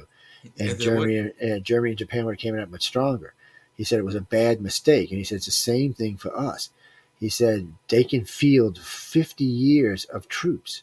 He said, these people have been nonstop fighting. He said, they are used to fighting. They know how to fight. They're not going to hesitate to kill people. They're just going to kill us.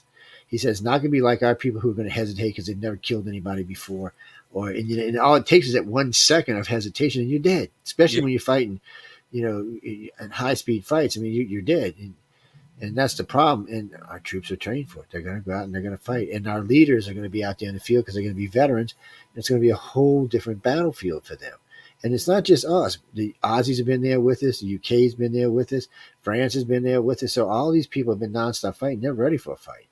They're like, you really want to fight? We'll have a fight. In Europe, there are so many American troops in Europe. We have it locked down. Unless he drops nukes on us, he's not going to take that over either.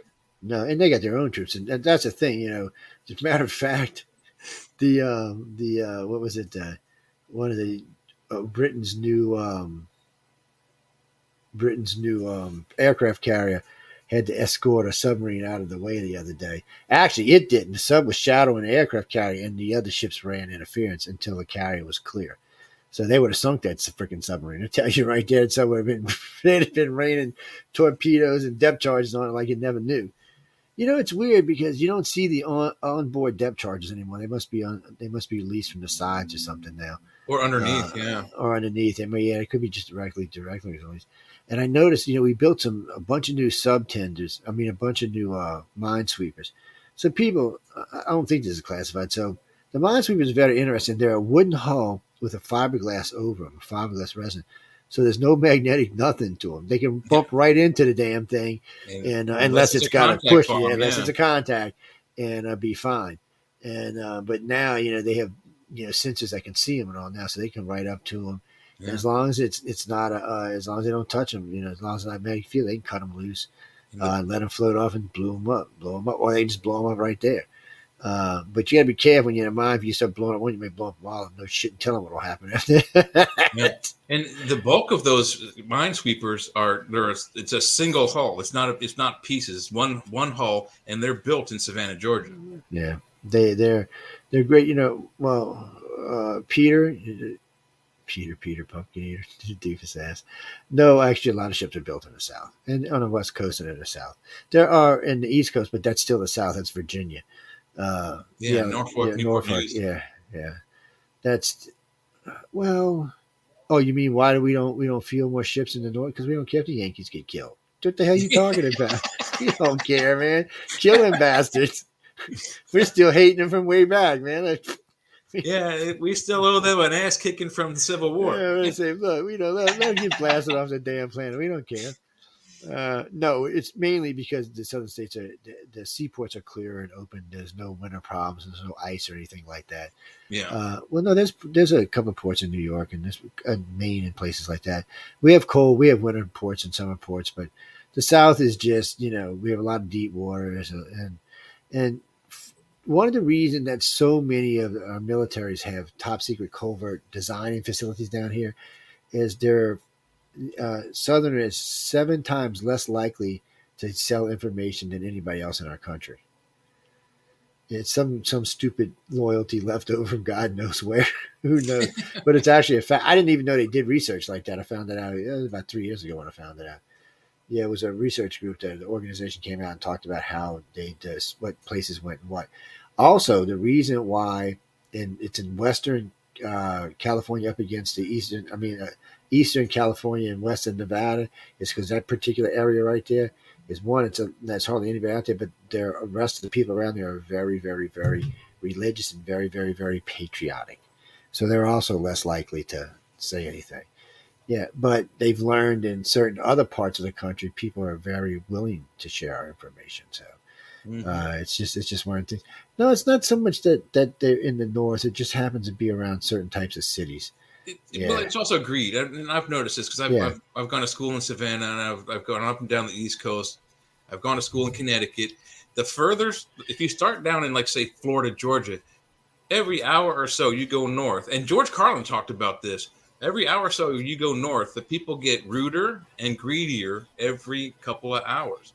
And it's a weird phenomenon, but you stop in on the long way in Georgia and you stop at a toll booth, they greet you, they say hi, how are you, have a nice day, thank you very much. You get to New Jersey, it's like, what do you want? Get the hell out of the way, give me your money. It really is like that. Yeah, well, I know we got to get out of here, but yeah, guys, I know y'all might have missed. We talked a good bit about Russia and China and all them in the beginning of the show, but all I can tell y'all is keep your head down, be safe, pay attention to what's going on, Stay inside.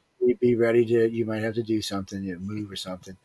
Know your evacuation routes, know where safe points are. So what I mean by that is, see, where I live, I know where a lot of things are. So I know where places where I can get electricity, water, food, fuel, stuff like that.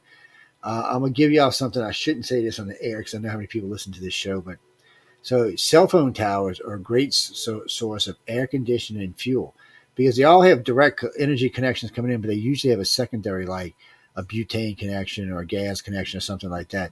They'll also have onboard air conditioners in there. They'll have their own source of power, and they also have communication systems. So it allows you to hear and to transmit if you need to. But it also gives you secondary things like generators, air conditioners, stuff like that that you might need somewhere else at a different facility.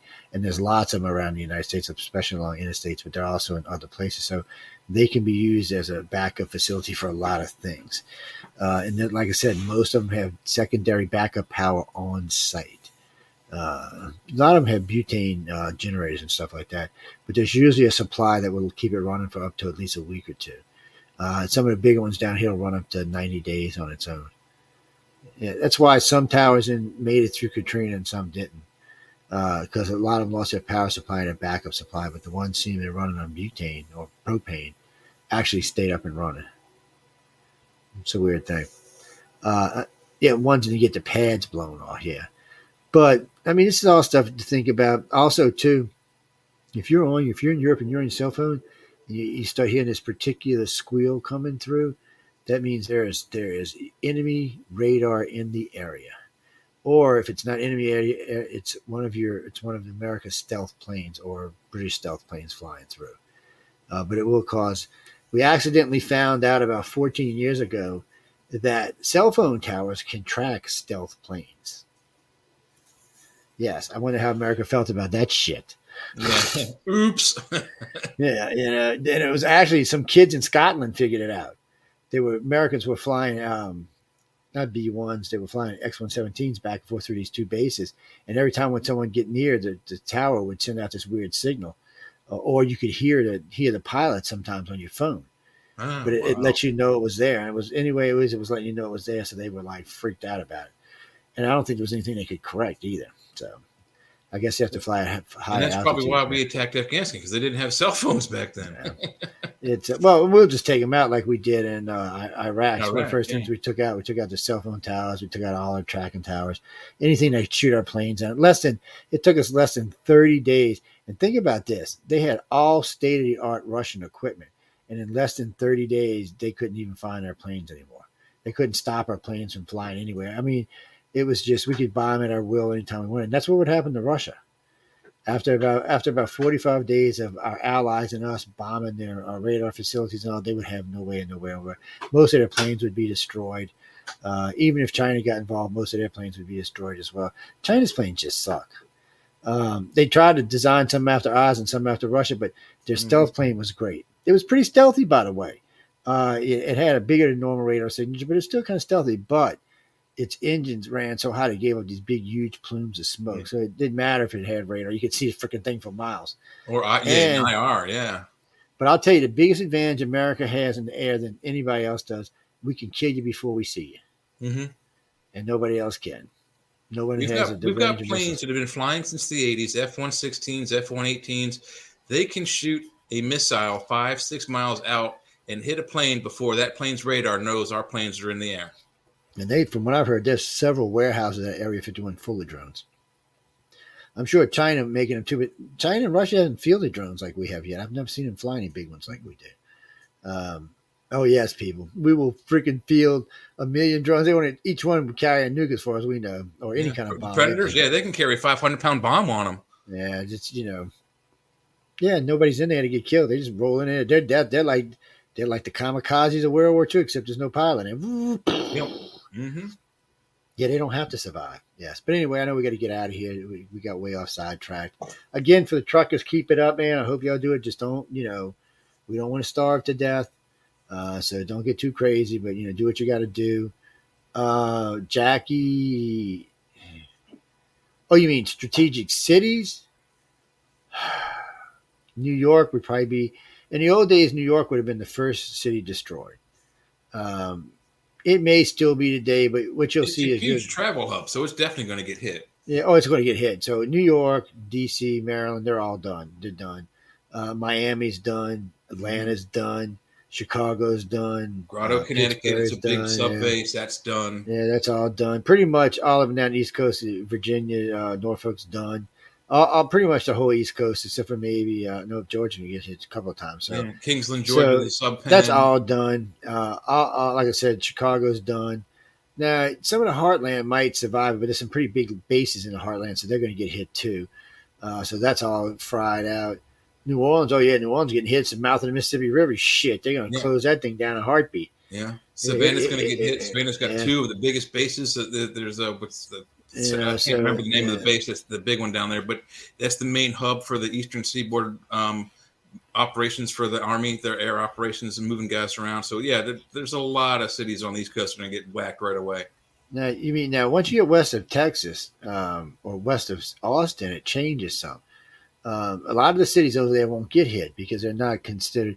Phoenix will probably get hit, but what you'll have to watch out for in the desert places is more of where the missile silos are. They'll be trying to take them out. Yeah. So that's where you'll probably see the targets get hit. But most of the big cities, until you get to until you really get to California, most of them will probably be spared. Mm-hmm. But Los Angeles is gone, San Francisco is gone, all the West Coast is going all the way up to Seattle. Vancouver. That's all gone. There's military bases and ports all along there. That's all gone. The population. So what they'll do in less than an hour, the United States will go from 300 million to about 60 million. Because when you hit the West and East Coast, that's where the majority of people live. Yeah. There's 60 something million living on the Northeast Coast, and then there's another 60 million living. Yeah, so you'll be down at least 150 million people right off the bat. That's in an hour. And then, contamination will kill another 50 million. So we have about 150, but they'll all be all spread out. God, we'll have no communications because EMP pulses takes out all the communications. Any electronic device that's on will be destroyed. Yep, will be wiped. It'll be wiped out completely. So you should always have backups of everything. Keep your lights off. If you live in an area, there's a nuke coming, you need to turn everything off, cover everything you can, find a deep dark hole to put your ass in, and hope the nuke ain't coming within 20 miles of you. And then when you think about it, you should always know where your wind's coming from too. But what's important is don't just go get out on a highway, because everybody who was out on the highways, cars are now dead. Yeah. They're just sitting there and they're not going to start again. Roadblock. Yeah. So you're not going to be able to get out like that. So you're going to have to really think about the way you're going to do this. If you have a motorcycle, you'd probably be more mobile. But your bikes, like stuff like that, or ATVs, stuff you go around everything on, get on neutral grounds and stuff.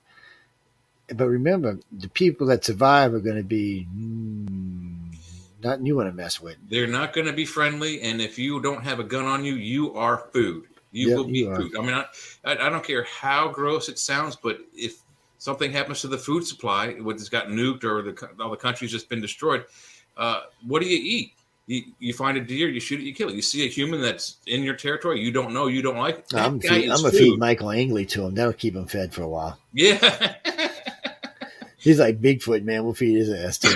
Yeah, but guys and girls, I know we got to get out of here. I know the Quantum Leap's been on for a while, but it's okay if we're running dual shows. I want to tell everybody thanks for hanging out. Poor Ben, we wanted to get him in get his opinion on what was going on tonight. I don't know what happened to Michael. Michael was the one who been bugging me to do the show, but really and truly, be careful out there. We're coming out of COVID now. See, the cities are coming back alive. Everything down here is coming back alive. There's conferences going on. There's concerts going on. So things are really starting to turn around. So take your time. If you don't feel comfortable not having your mask, wear your mask. Don't let people bully you. But get out and enjoy yourself. But don't let this new strife pile on top of the strife we already have. Okay, yes, the Ukraine thing is a disaster and it's bad and it's harmful, but it's not our disaster. Yet. Not even it's not affecting us yet. Yeah. It will affect us price wise and gas and some foods and stuff. Yeah. Down the road. Not enough that it should make a difference. We're talking like 50 cents, maybe 20 to 50 cents a gallon gas, maybe 5 or 10 cents, and stuff like bread and all might go up. But for the most part, that's what we're going to see. So as long as we don't get involved in this just should be less strife. So don't worry about it. And if you worry about we're getting involved, don't worry about it because you don't know if we're or we're not. So don't make yourself crazy. Know that we might possibly get involved, but there's nothing you can do until we do get involved. You can make preparations if you want to. I know all of my survival friends are freaking out right now. They are packing everything up. See, I've got because every hurricane we get these, I've got 2 cases of them MREs sitting on my floor, and they're dual. Each MRE is a dual case, so that's probably 100 days of food. Yes, people, I got guns, just so y'all know. I got food, I got guns, I got communication equipment too. I've been thinking, man, I should mount me some 50 calibers, some on each one of my corners of my house, make them automated. On your house? No, no, no, no, no, no. Take out the bright lights in your Camry and replace them with 50 Oh, caliber. I was thinking. Especially dump I trucks was in the thinking truck. about. I was actually thinking about a 20 millimeter Gatling that popped out the top of the bed. Woo! Yeah, that'd work. Say what? Say what? Wait. Say you're gonna take what? Wait, hold on. Can I talk to my car right quick, Camry? Kill. But anyway, guys, it's been fun talking to everybody tonight. We're going to get out of here. I want to thank everyone for tuning in to the Centralist. J. Mike Nichols was with us with night. He's from over there with the crazy people at Church of Mavis. If you don't know who the crazy people is, that's Jeffrey Pritchard. He's crazy. He's a Floridian. That should tell you right there. He's an ex-Georgian Floridian. Yes, that's even worse.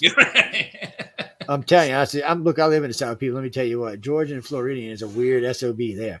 Well, I lived in both states. I know. Yeah, they had several shows down here that feature what they call the Florida man. They even have songs of Florida because Florida people do just crazy, stupid shit. Yes, they do. They do shit down there that nobody else does in any other states, man. It's in the water. And then they got another segment there, only something a white man would do. And then they got another segment about as a black guy does it, but he cracks me up. He said only a white woman would do something this crazy. You know, one of them, this big Rottweiler's out there trying to eat people. She walks up, oh, hey, baby, what you doing? I'm going to take you home and feed your child. It's like dog's trying to kill him, right? It's like, what the f is going on here? And white women are crazy. What can I say? All women are crazy. We're not going to discriminate. All women are crazy. I love all of y'all, but y'all are crazy. And as far as men, we've been crazy for longer than y'all been alive, so what does it matter? Yeah. Remember, we were Adam's bone. We came from Adam's rib. Oh no, y'all came from Adam's rib. That's right. I apologize, Adam. You got that wrong, son. We men are all knowing. All what the hell? Don't be writing me stuff like that. What are you trying to get me in trouble with the ladies that listen to this show? Get the hell out of here with that shit. He just wrote this big thing about how men are all knowing, all seeing, all caring, all loving. Only if we got some red meat. Hey, Putin's a man. Let's just think about that. Xi Jinping's a man. Who's the most prolific killer? You mean that started a war? Oh, that's a tough one, man. Probably Hitler, but that's a tough one. 12 million non-combatants killed, 6 million Jews, 6 million others. Yeah, that's a lot of dead people. 53 million total. Yeah. Yeah, that's a lot of people. Yeah, I don't know. That's a lot of people. It's a world war. That's why they call it a world war because, a lot of people die and a lot of countries are involved. But anyway, I'm getting out of here. Y'all have a good evening. Stay out of trouble. For all my European friends, keep your eyes open, but be safe. And don't let this make you crazy. There's nothing any of us can do at the moment at all. And you never know. Putin might smell the coffee and wake up and do the right thing. I got to see. It's hard for me because I look at Putin a little differently than people do. Look, he's a manly man. That's what Putin is. That's his whole bravado. He's a manly man. And I can understand his point of view, but he's got children. He cares about his kid. I heard him talk about his daughter on many occasions. He's got a couple of daughters. Yeah, that's what I'm saying. But this one particular one. So he cares about his kids. He don't want to see anything happen to them. And he doesn't want to start the war. Now, if you back him in the corner, some bitch is going to launch a nuke at you. Yeah. But there's other ways to handle this. Yes. Well, the CIA never could get rid of Castro. I mean, he lived in Cuba. He's 90 miles from us. We couldn't even get rid of him. I mean, come on. And y'all wanted to go kill Putin. Yeah. Mm-hmm. Well, you know what you do if you kill Putin and make it look like Xi Jinping ordered it. Oh, that would take care of our problem right there. Yeah. Like kill two birds with one stone, my friend. Right. And that'd be a world war, but just between them two. The rest of us would just sit back and watch. Sit back and watch the flames, and then come back later. Why do I think so many countries hate the United States? What countries? Most people want to come here. Yeah, why do you think we hate us? It's the government. We have the biggest amount of people want to come to a country than anybody on the planet. Yeah. It's just we don't always want people here. My question's always been the same. Why do we always got to take the crappy people? Why can't we take the good people too? Yeah, well, I mean, come on, college educated. What is good for the United States is a lot of people come here from other countries to go other worlds. What an idiot! Come from other countries to go to college, and a lot of them stay. About half of them stay. About half of them go back. It's a good. Well, America pays good. We have good health care. Good if you're not dirt poor, we have really great health care. If you're not dirt poor. Yeah. And the only time we did get the good guys is Operation Paperclip after World War II. We got all the good German scientists, but most of them were full blown Nazi war criminals. That why would you want that? Well, most of them helped our science programs tremendously. Well, y'all could have that crappy Canadian health care or that UK health care. Lord have mercy. Yeah. You got to wait 6 months just to get a transplant. Come on, man. Ugly teeth and all wear the same glasses. Yeah. Yes, that's kind of weird. No, I love my Canadians. I'm telling you, what's going to happen is we're going to annex Canada sooner or later. It's coming. If pink shorts don't stop sucking up on Xi Jinping's ass, we're gonna take them. It's going to be USA light. Some country. Well, they've already got these flags now made. Canadians got them too. Americans too, where the two flags are sewn together. And some people say, "Oh, well, Canadians hate it." No, I know a lot of Canadians. They don't really hate America. A lot of Canadians like to live down here. A lot of them just like to come down over and jump the border and then go back in the evenings. But it is crazy in our country. A bunch of gun-toting freaks. But don't act like you Canadians don't have guns. That's bullshit. That's when people tell me, well, UK people don't have guns. My ass people in UK own guns. Y'all don't own as many handguns as we do, but y'all got shotguns and rifles at the yin-yang. Oh, yeah. We ain't the only ones out there packing. That's what would make it so hard for any invading country to come here. I mean, it doesn't matter where you're up north, down south, rural areas, everybody's going to have a gun. There's a gun behind every blade of grass. People tell me, said that? Yeah, people tell me, well, cities don't have guns. I said, well, I know a lot of parts of cities that have a lot of guns because they got a lot of bad neighborhoods. I was born and raised in the city. I got a gun. Martha goes everywhere. I got 21 round clip, 9mm with hollow points, and she would love to shoot you in the ass. There's no qualms about shooting you. I got no. I don't use ordinary hollow tips. I use exploding tips. So there's a little inside the hollow point. There's a little trigger in there. When it hits you, it doubles the size of the smash. So instead of being this big around, when it opens up, it's about this big around.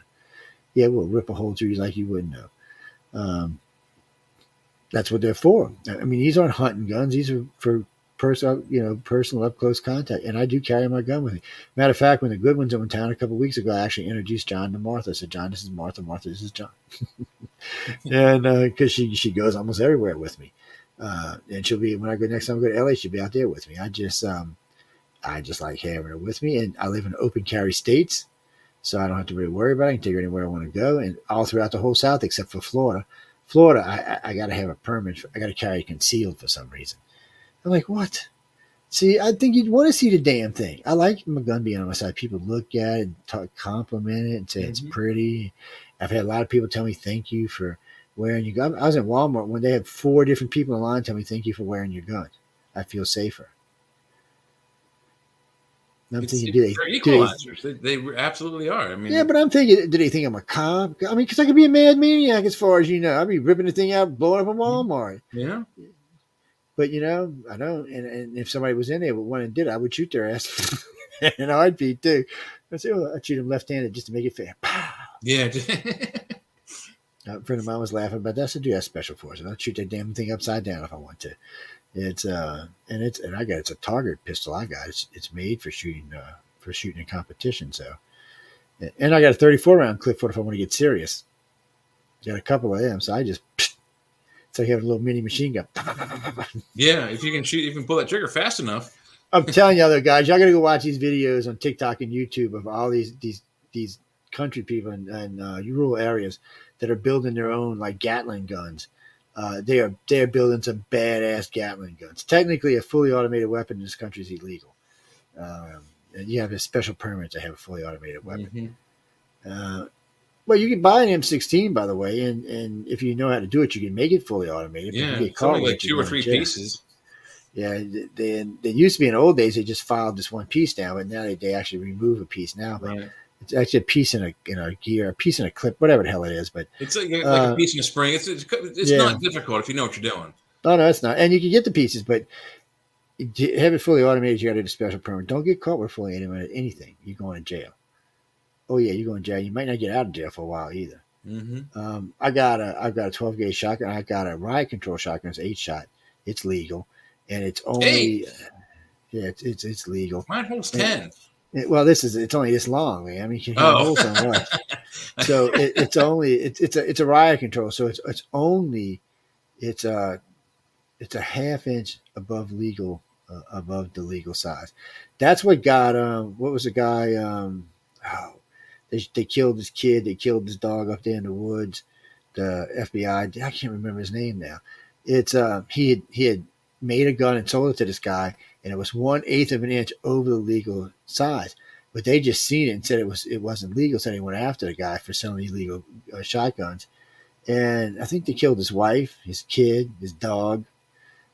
He lived, and then he sued him. He took him to court and sued him, and because he said it was 1/8 inch over, and it was 1/8 inch over, so it was legal. that's all it takes. And but I mean, he lost all kind of family members for it. It was just insane. I mean, he was up in the woods, and the FBI. That's the second time. Now, just before that was what was the one in Texas, where the FBI went in and killed everybody. Yeah. FBI was having some bad luck for a few years there with If different they do the right cases. research, they wouldn't be doing this stupid stuff. My shotgun is 100% legal. It's a Remington 870. It's I think a 23-inch barrel. I put a choke tube magazine on it, extension, so the magazine holds 9. It's the 10 is the limit. I can put 1 in the chamber, so that's 10 total. And it's old enough that to the point now when I rack the slide back forward, if I'm holding the trigger, it goes off. So I don't have to hold the trigger. I don't have to pull the trigger. I just rack the slide back and forth. Yeah, It's I tell you what I legal because miss. it's broke. I used to have a 33rd rifleman, and I loved that gun.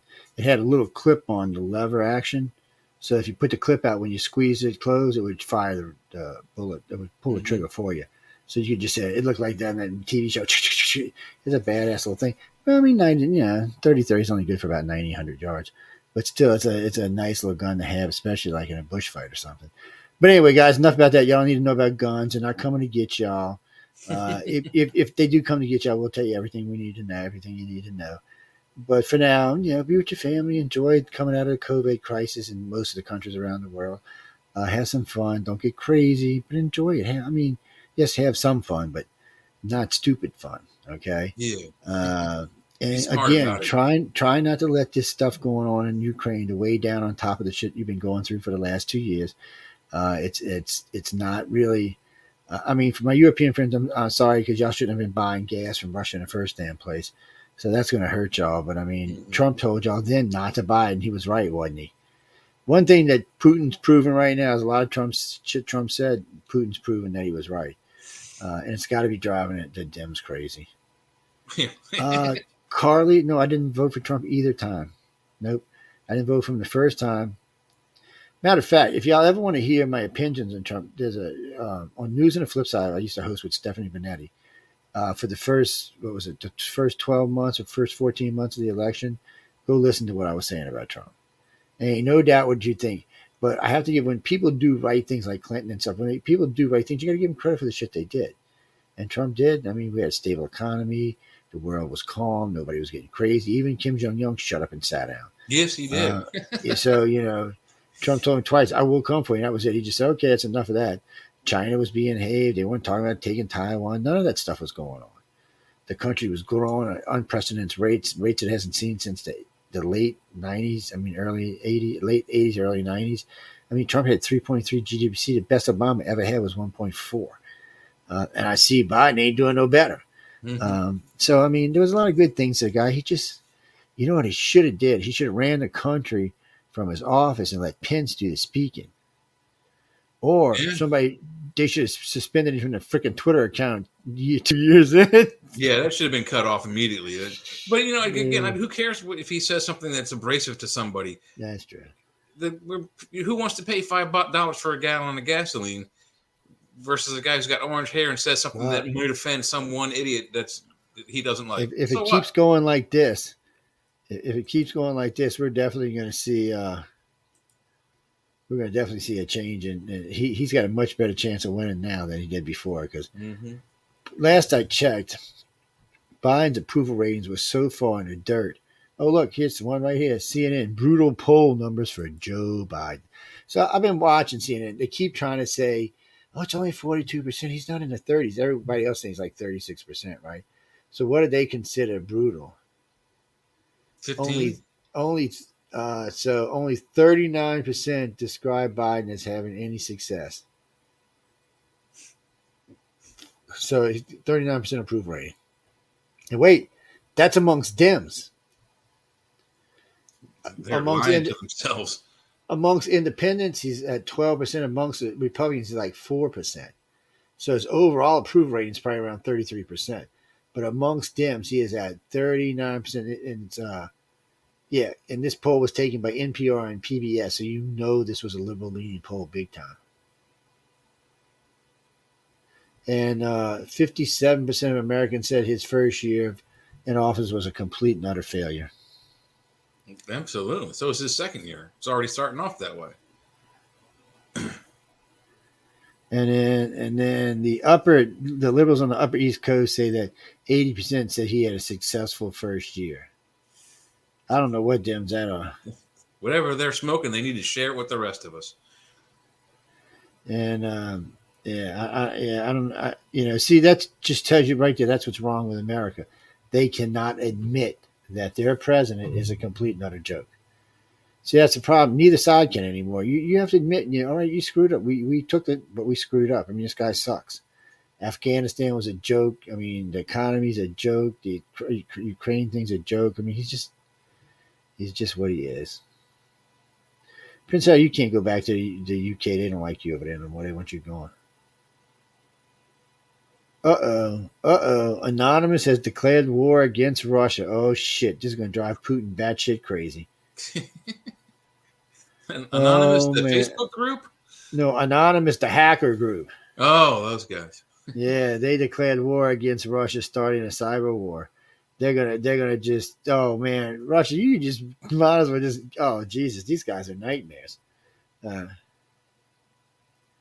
Yes. But anyway, we're gonna go now before I get started on something else. I want to tell everybody thanks again for hanging out with us crazies tonight.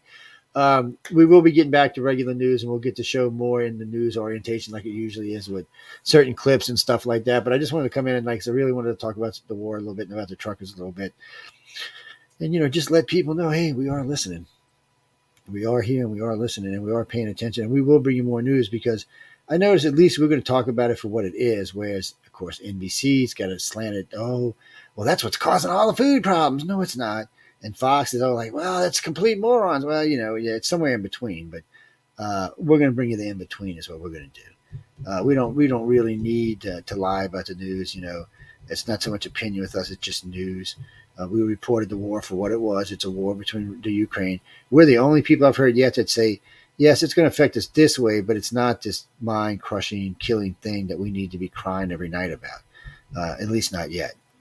And so, knowing that, people should go on with their lives.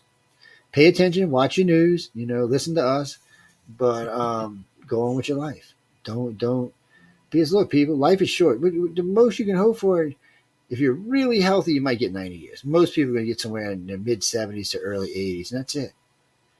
And a lot of y'all listening tonight are already closer to that side than the other side. So yeah, I'm 20 years away from 75.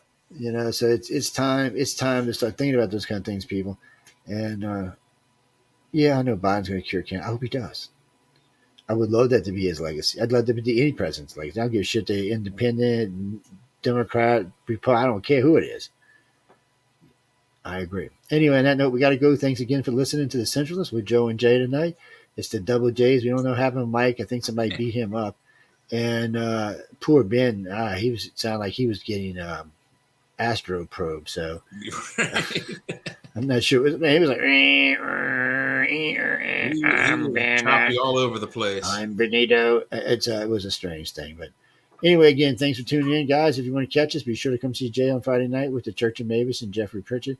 I'm here every Saturday with the Gray Zone with what's her name again, Michelle DeRoche, and so we'll be here tomorrow. And I'll be back on UFO Cover, but not for a couple of more weeks. I know I've been off, and I know I've been getting a lot of emails. I have been off for about 8 weeks, 10 weeks, about 12 weeks, and I'm gonna be off for about another 8 weeks. My other company has been really, really busy, and I want to give my guests all the attention I can when I'm doing shows with them. So I'm coming in like at 5 minutes before showtime, sometimes 20 minutes after showtime. I don't want to have guests waiting for me and stuff like that. be tired when I come in, and I definitely ain't getting on air what I look like when I come off that job. So right now it's just not a feasible thing. But I am here on Saturdays, and we'll be back on Fridays doing a political show at least every other week. We'll probably get back to weekly shows pretty soon, but at least every other week. And somebody asked me about Paranormal Talk. It's going to probably get moved to here because I'm going to probably sell the slot on Friday. I mean, on Monday. I've had a couple offers, but if anybody's interested, there's an open slot on Monday, 5 to 7. It's either 250 or 300 a month. You can write to me and find out if you're interested. But it's a good slot. And, it used to be doing about 900,000 listeners, but we haven't been using it for about 2 months now.